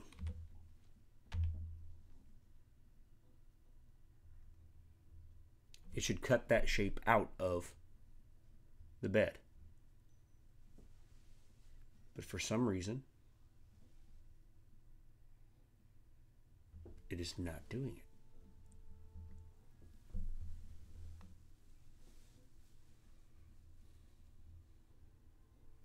But I see what you're talking about, Roy, and I think if I can get that Boolean operator to work, this should do it, because this would allow you to open the tailgate, and then while the tailgate is open and untabbed, you could push it up and back and pop it out, lift it out. And then to put it back in, you would just have it tilted, put it down, pull it, push down, and then you'd have that functionality again.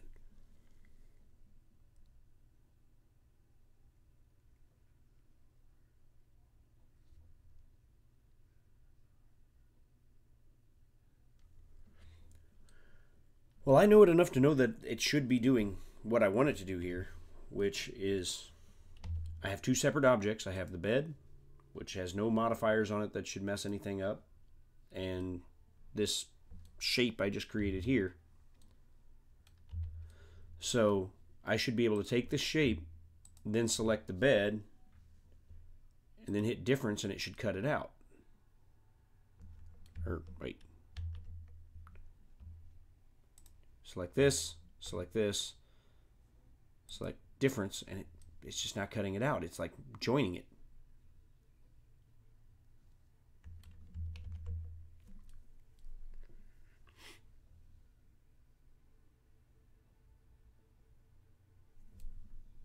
All right, well, maybe we can do something different that will achieve the same results.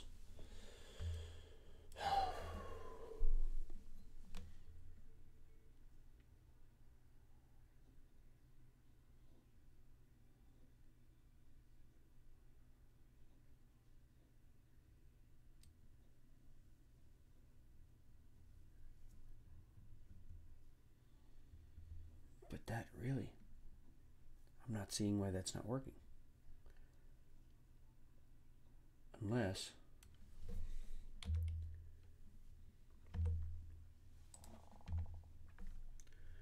something to do with the way that that vertice right there is intersecting that. Let's move that vertice just a hair outside there.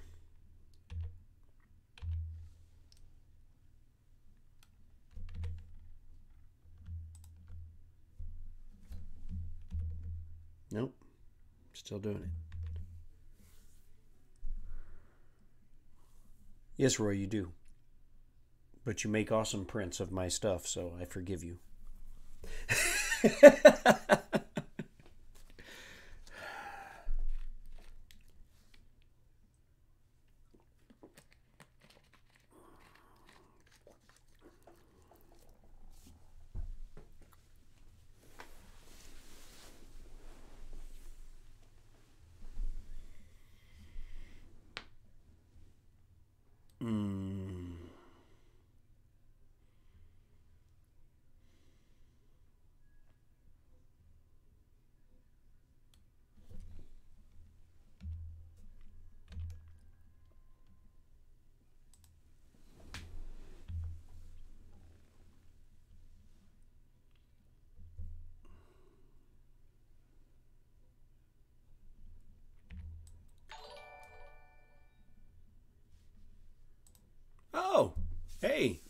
Alexandra Lutin Noir. Welcome to the madness. And I'm going quite mad right now because Blender is not cooperating with me.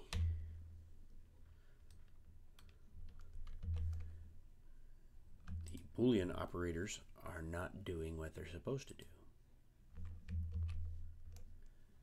I'm clicking difference and it's doing a union. I click union, the part just goes away. Intersect doesn't seem to be working quite right either. So the Boolean operators are being a pain.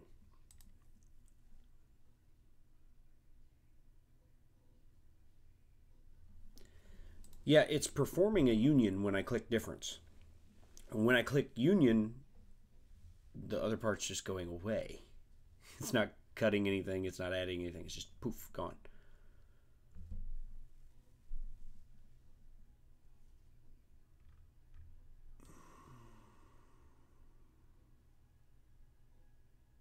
All right, so we're going to save this for a second.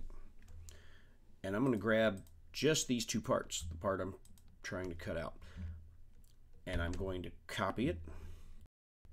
We're going to move to a new file. We're going to paste these two parts.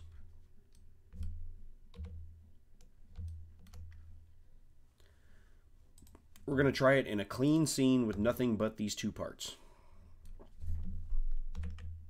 Still did it. There's something it's not liking.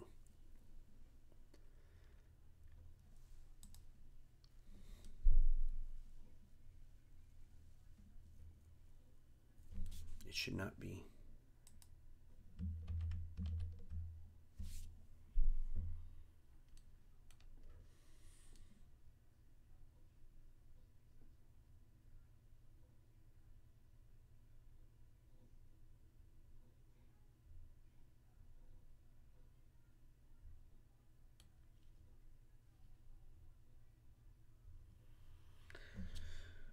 Let's try it. Let's try it through the actual modifier tab.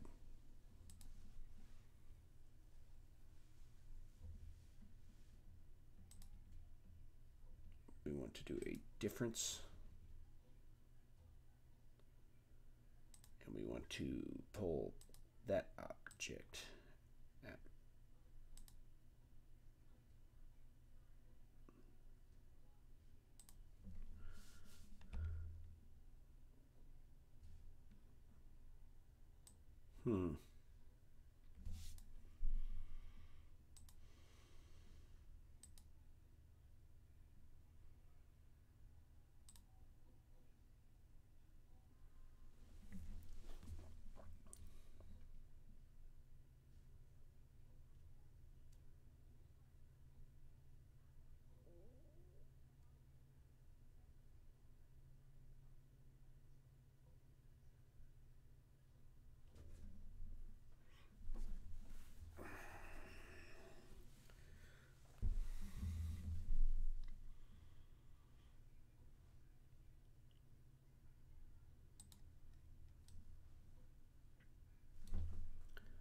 Just hide this for a minute.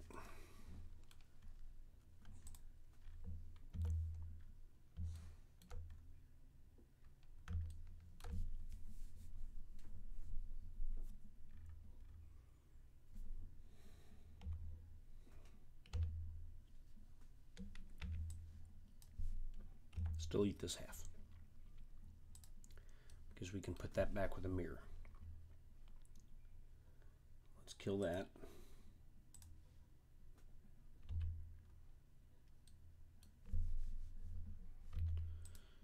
Now let's see here.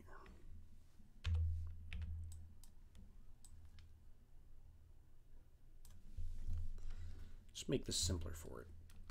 Let's see if that gets us anywhere.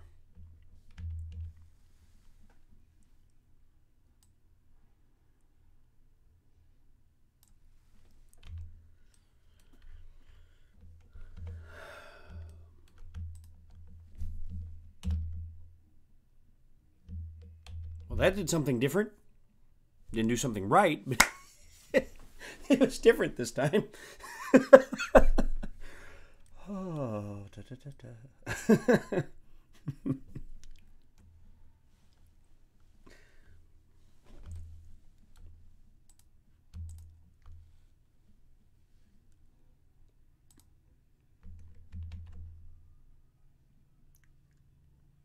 What if we slice it? Okay, let's try something less advisable.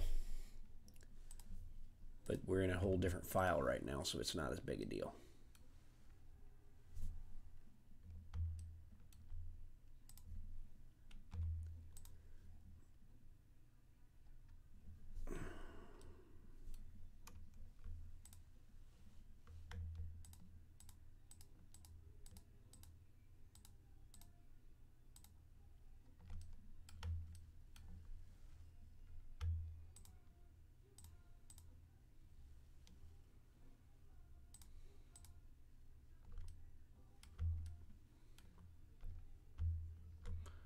Yeah, this is making a mess.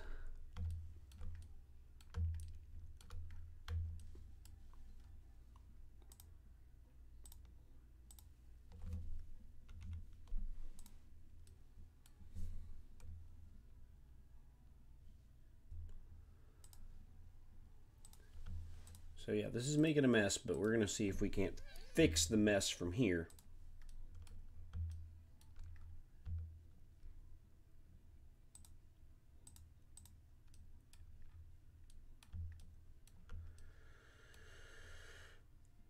Rather than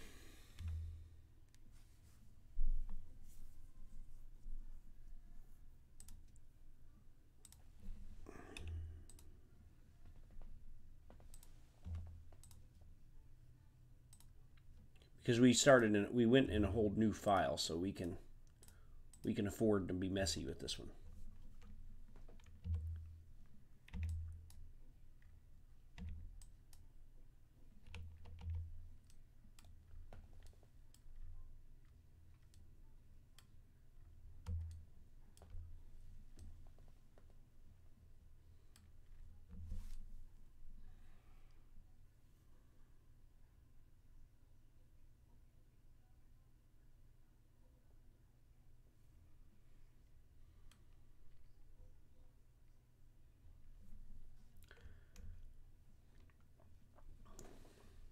If that makes sense. All right. All right, so we don't want that one. We want these. I don't want that one. All right. So we're gonna do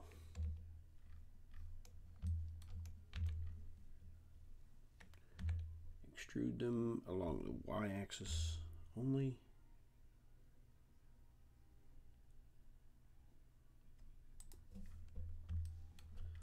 Now let's get them lined up.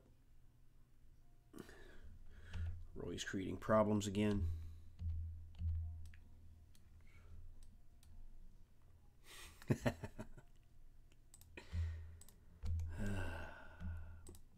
Face.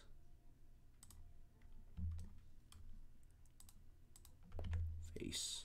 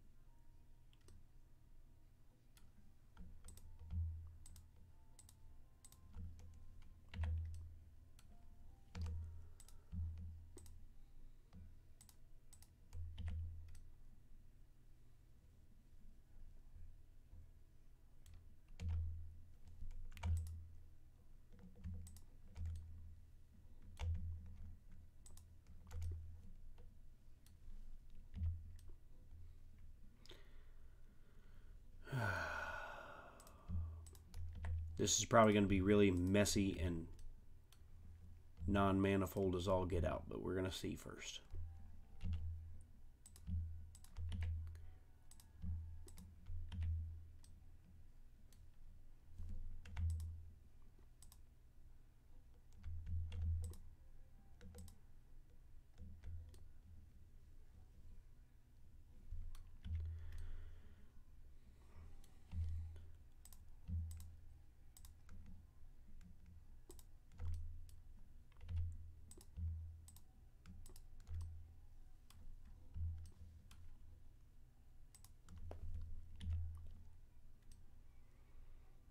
We have something overlapping right there.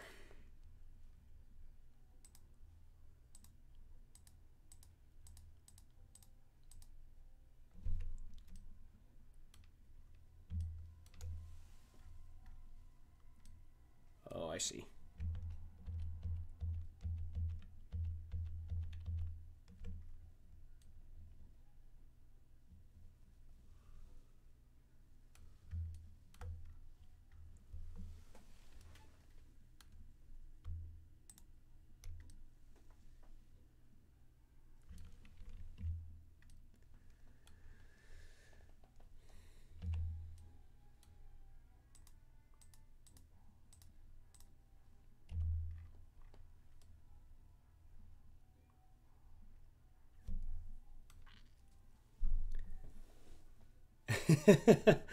Well, I don't know if it's learning anything good right now, James, because I'm totally doing this the wrong way.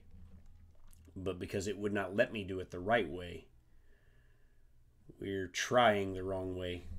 But we're doing it safely in a separate file so that if it's totally hosed, we can go back to the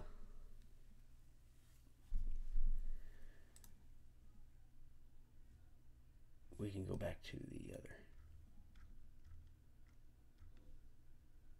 Because I can tell you right now by looking at that and seeing some things like that edge just kind of floating out in the middle of the space, that there's some things broken in the mesh.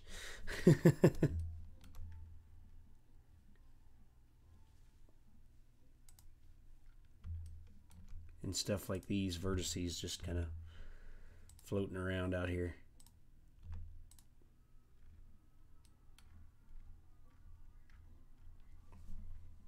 All right, so we're gonna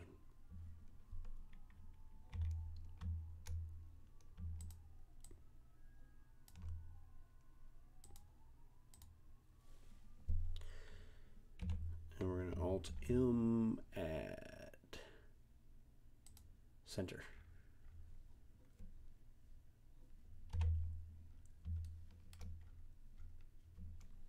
And select those. And we're going to Alt-M at center.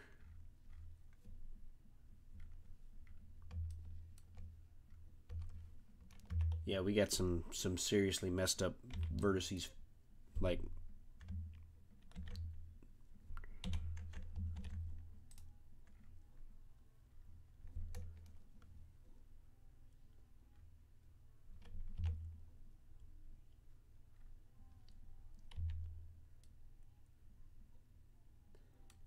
and I don't know what these vertices are doing here at all. Let's just delete those vertices and see how much we delete.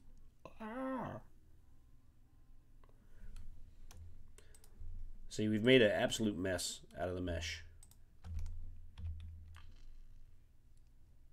And we are trying to reconcile that mess.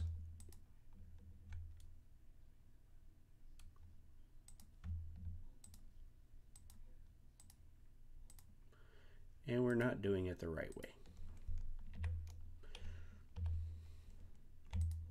So don't ever do what I'm doing right now and expect it to come out good.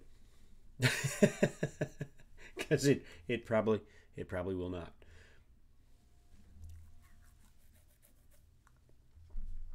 Right? Yeah, Sonic, at least I'm doing. I did, you're right. Okay, hold on.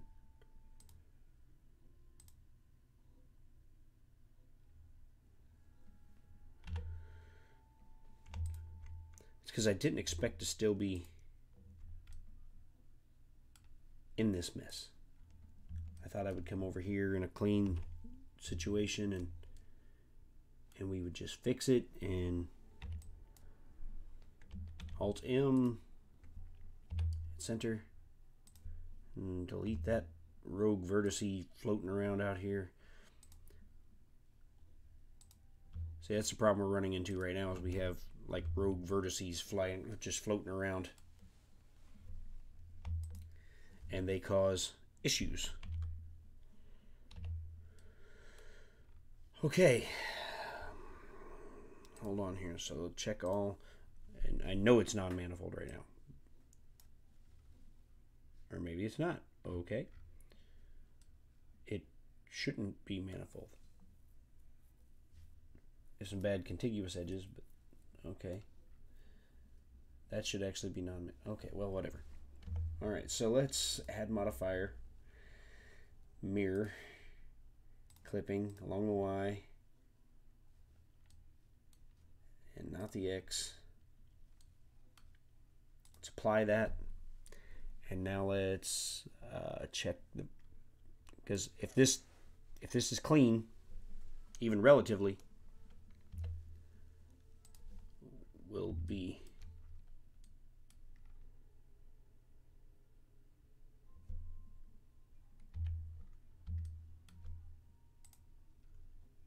aha.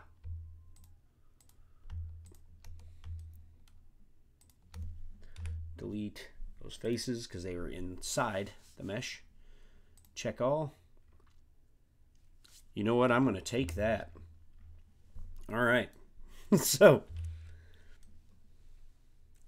Roy, we got it. Yeah, of all the ways to do it, this is one of them.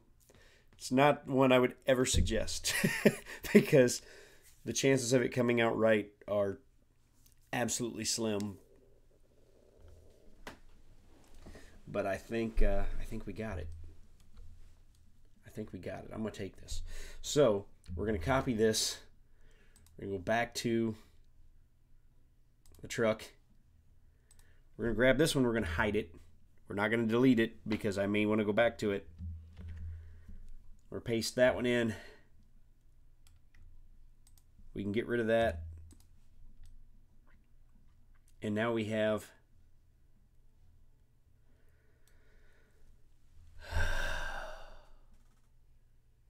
and Ben is back again. Ben, you missed quite the adventure.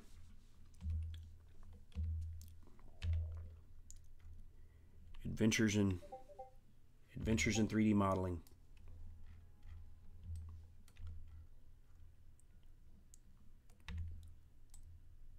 And now we're going to go ahead and scale those back out a little bit along the Y. We'll go ahead and keep the tapered end on them that I made. It should allow them to slide easier through the channel that was created. But I think we got it. So we're going to save. We're going to save before something happens.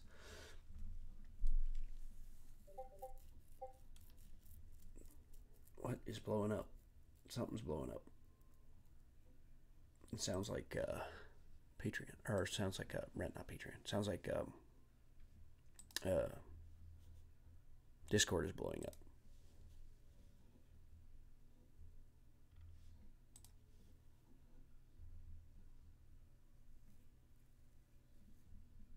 Discord is blowing up.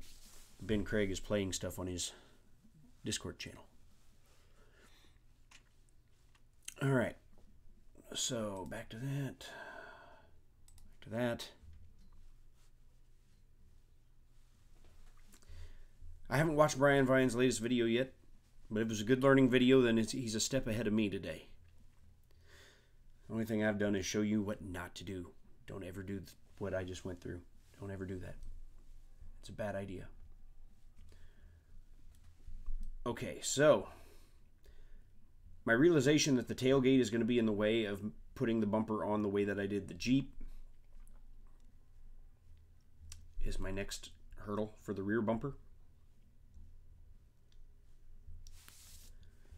But we got this.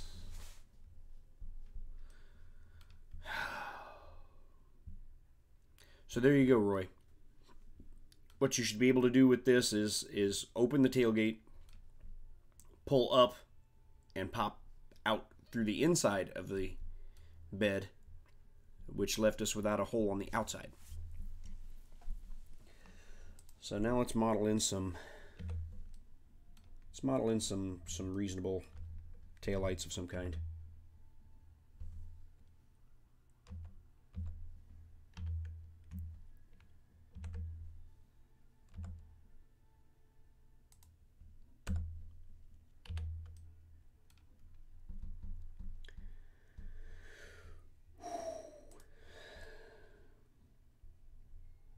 Oh, you know what I forgot?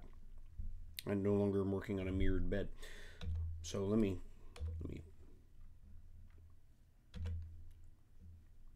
actually fix that. I want to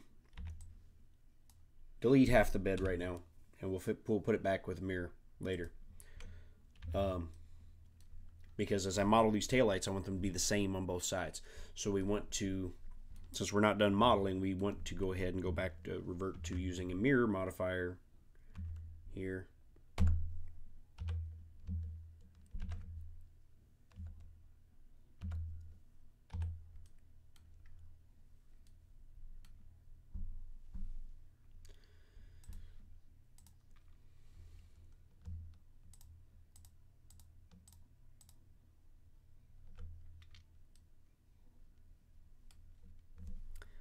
Let's inset that. Whoa. Let's inset that face.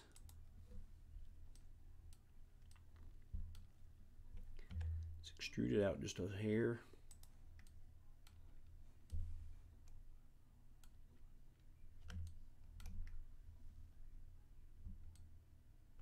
That was too much. Extrude it out just a little. There we go.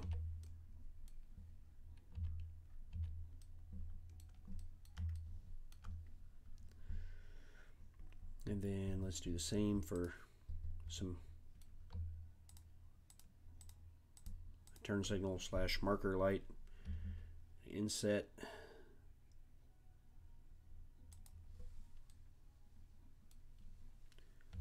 Extrude it just a skosh.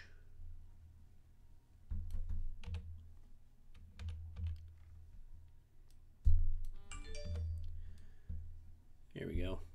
Works for me. And now we're going to mirror it with clipping on, not on the X, but on the Y. FY. Here we go.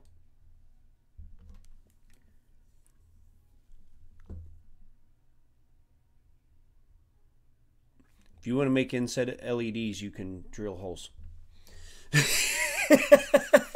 You can bust out the drill, sir. I'm kidding. I may at some point go back and make more complex lighting that's not just, you know, things that people will have to go in and paint.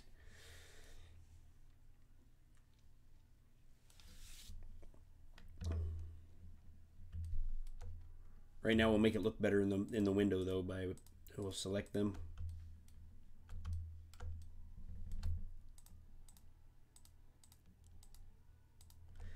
And we will go over here just like that, and we'll assign.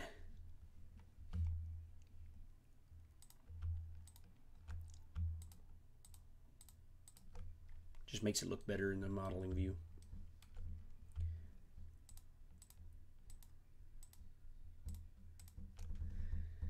We will add another material.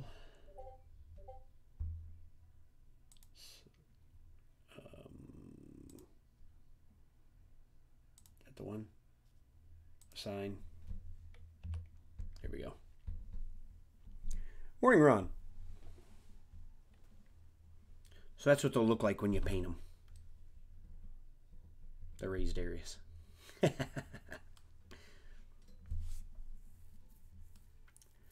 There we go. So now we got to make a rear bumper. The roll bar will have to be a new design based upon the pockets in the corners of the bed. We'll put the roll bar in there and then maybe have it, the 2 tubes go down in there when we make it, but that'll be an accessory later. The next thing on the immediate agenda is figuring out how to attach the rear bumper, since I can't do it. The Jeep bumpers they have a clip that you just glue in place over the frame, but I won't be able to do that with the truck because the tailgate is there, and I don't want to add a mounting point up under here to tab into, because then that raises the frame off the bed, and where you would either have to print the frame up on its side or print it where that part would be raised up off the bed, and then you'd have a bunch of support material under the rest of the whole thing.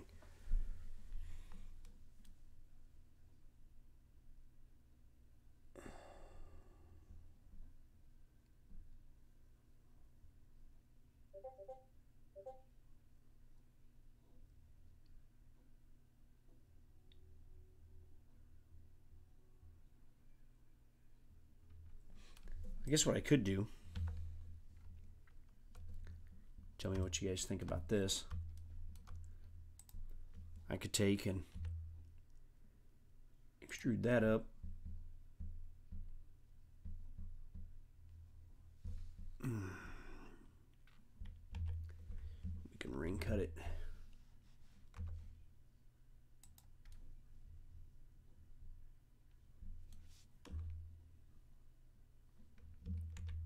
Do that. Ring cut it there.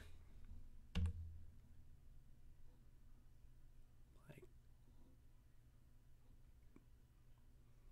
so. And then extrude that out.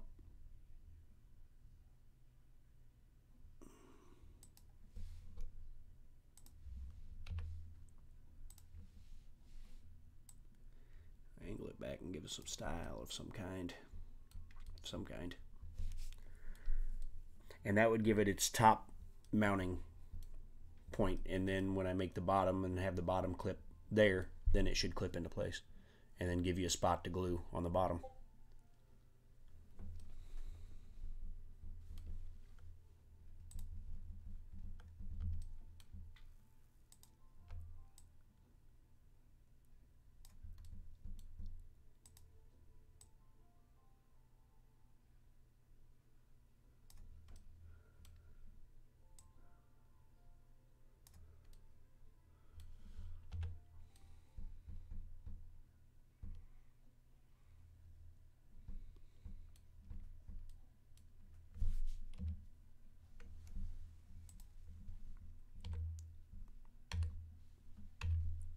Oh, and when we switched, we lost screencast keys. Sorry, guys.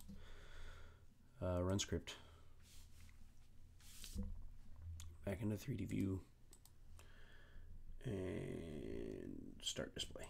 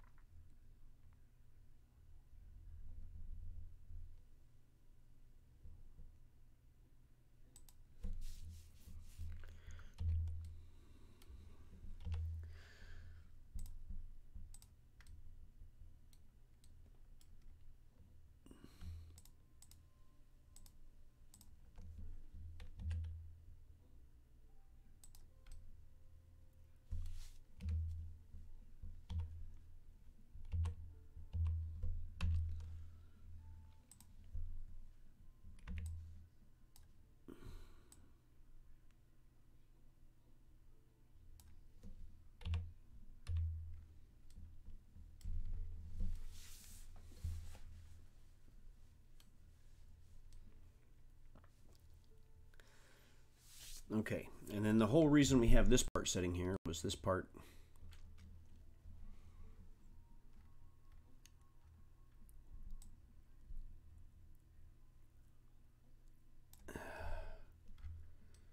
is my blank for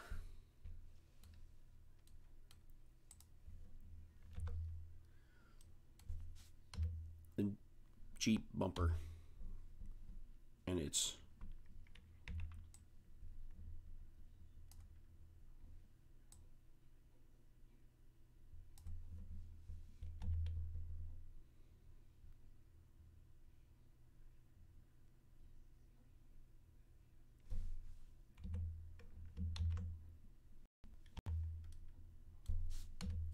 let's not extrude that part. Let's just extrude that. Extrude it down low enough that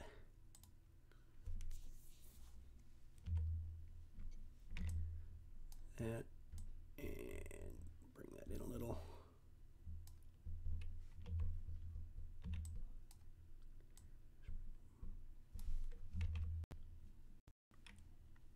Let's grab some of that. Let's bring that all up a little bit.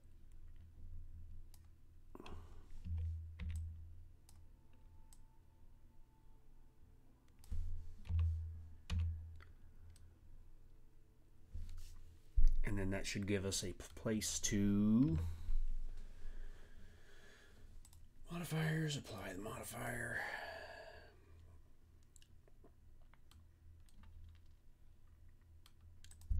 I think the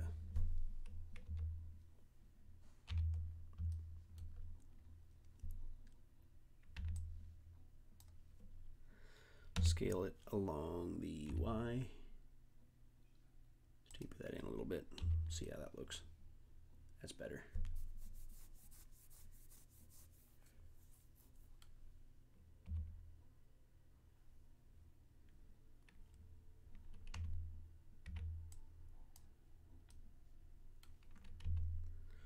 Scale along the Y. Just taper that in a little bit too.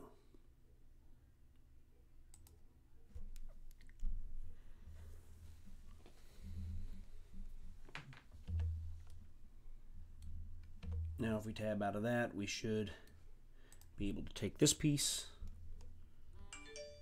make a copy of it, and then select this. And here we go with the modifier, or the Boolean operator again, y'all. Here we go.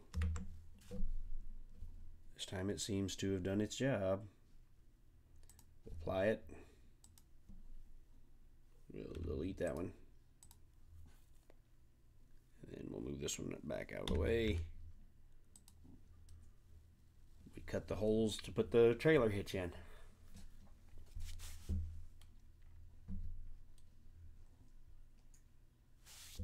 The truck may have to have a different trailer hitch because of the height of the trailer. But there we go.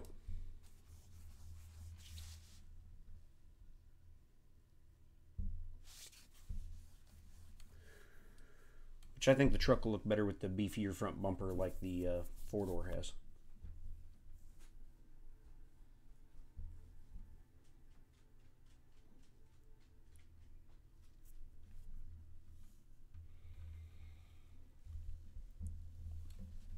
All right, Roy. I think we've got a truck, man.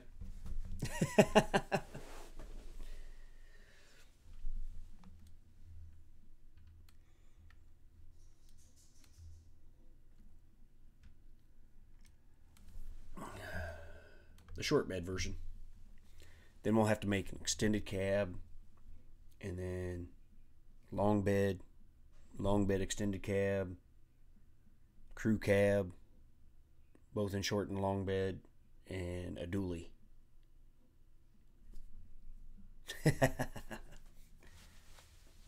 Which is why I should cut the frame at the back of the cab, because then you could print whichever rear frame.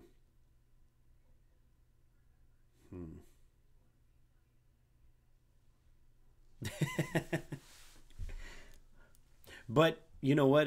I think think ultimately it was a win. I'll take it. Because see, the cool part now is modifying any of the other stuff, talking about, extended cab, crew cab. That's all easy. The first model, the base model, is the hard one. And this was easy because a lot of the parts are shared with the Jeep.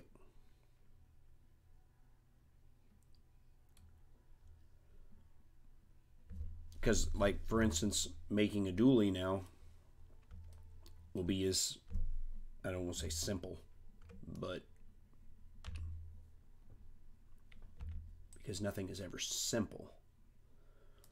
But the place to start would be just literally taking that and dragging it out.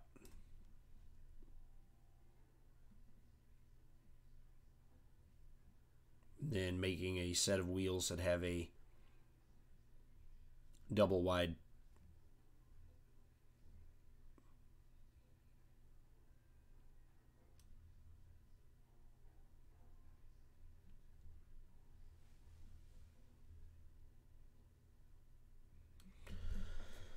so yeah, this stream ran over. We were having so much fun I didn't even notice.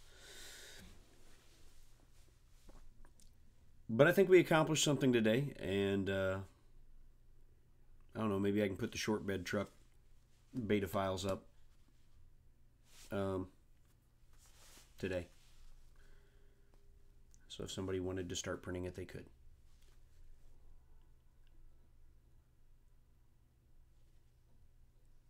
Well, and my hope is that I give you some ideas, Minnesota Maker, that you can see that, how it's done so that you can tackle it yourself. It's not real hard. It's not easy. Like you said, if it was easy, everybody would be doing it. But it's not an insurmountable task. And the hope with this channel was to show people my process, my workflow, which is not a professional workflow by any means, because I'm not a professional. To show you that even somebody like myself who's not a professional can do it, that you can do it too.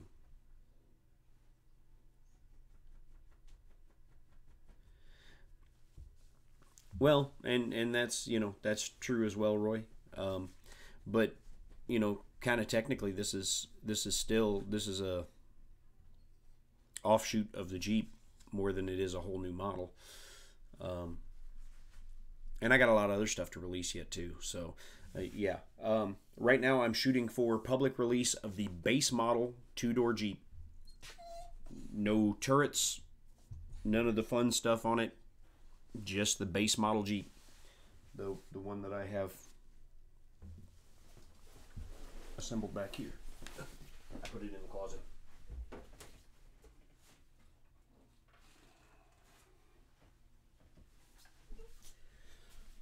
So I plan to, let's go to the webcam close up. I plan to release the files for this and only this. None of the accessories, none of the additional parts, no hard top, no trunk, no turret, none of that stuff. I plan to release just this on November 1st. That's what I'm shooting for right now. So November 1st, I plan to release this, and I'll put this on Thingiverse with just these files and let the general public get to these. For now, the cool accessories and lift kits and custom bits and trunks and turrets are going to stay a Patreon exclusive for a while longer, because I feel like the people who are supporting me in that way, they deserve the chance to have something very, very specific and unique to them. And so I'm going to continue for that to be specific and unique to them for a while.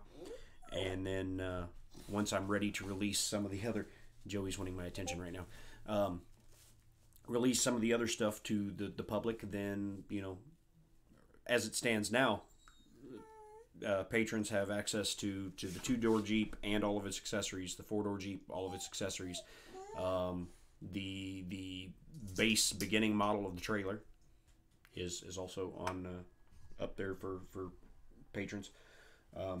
But I will continue to release stuff to the public as my patrons have had a chance, had ample time to print those out and have some exclusive access to it. Just because I can't thank you guys enough. The total, it's not about the total. It's $20 a month. I keep that public, so you can go to my Patreon page and you can see I have 6 patrons, total of $20 a month. It's not making me rich by any means, but the fact that you guys show up and you support this channel and the things that I'm doing means the world to me. So and the only thing that I have to give you aside from these streams and sharing what I'm doing with you guys is the patrons get a chance to print the stuff first. And so I'm going to continue to do it that way. And if the trolls and haters out there hate me for it, so be it. That's just the way it is. And I'm not looking to get rich off any of this. In fact, Joey's being needy. The only thing it does is it inspires me to design more and pump more stuff out, and that's the helpful part for me. Is it gives me motivation knowing that there are people out there that like what I'm doing and want to see more, and I feel like I feel obligated. I feel like I owe it to them to keep cranking out more stuff, and I know that, John, and I appreciate that, man. I do. So yeah, the $20 a month, it pays for the $10 a month I send Walter, and leaves me with $10 a month coming in to help pay for web hosting and internet and all that kind of stuff, so that I can keep doing this. And so I appreciate you guys. Thank you all for hanging out with me today. I'm going to go ahead and cut this off. Links below for Patreon or PayPal or any of that stuff. If you want to support the channel, it's always appreciated. And you guys are awesome. And thank you so much for being here and being a part of this as I share my hobby with you guys. And I hope that you guys learn something along the way and have a little fun doing it. That's what we're all here for. So I got to go see what the dog wants. He's upset about something. So I appreciate you guys. You guys are awesome, as always. And we will see you next time. And yeah, so join Mike Whaley tomorrow for his stream. And then I will see you guys back here on this channel on Thursday morning. So later, guys.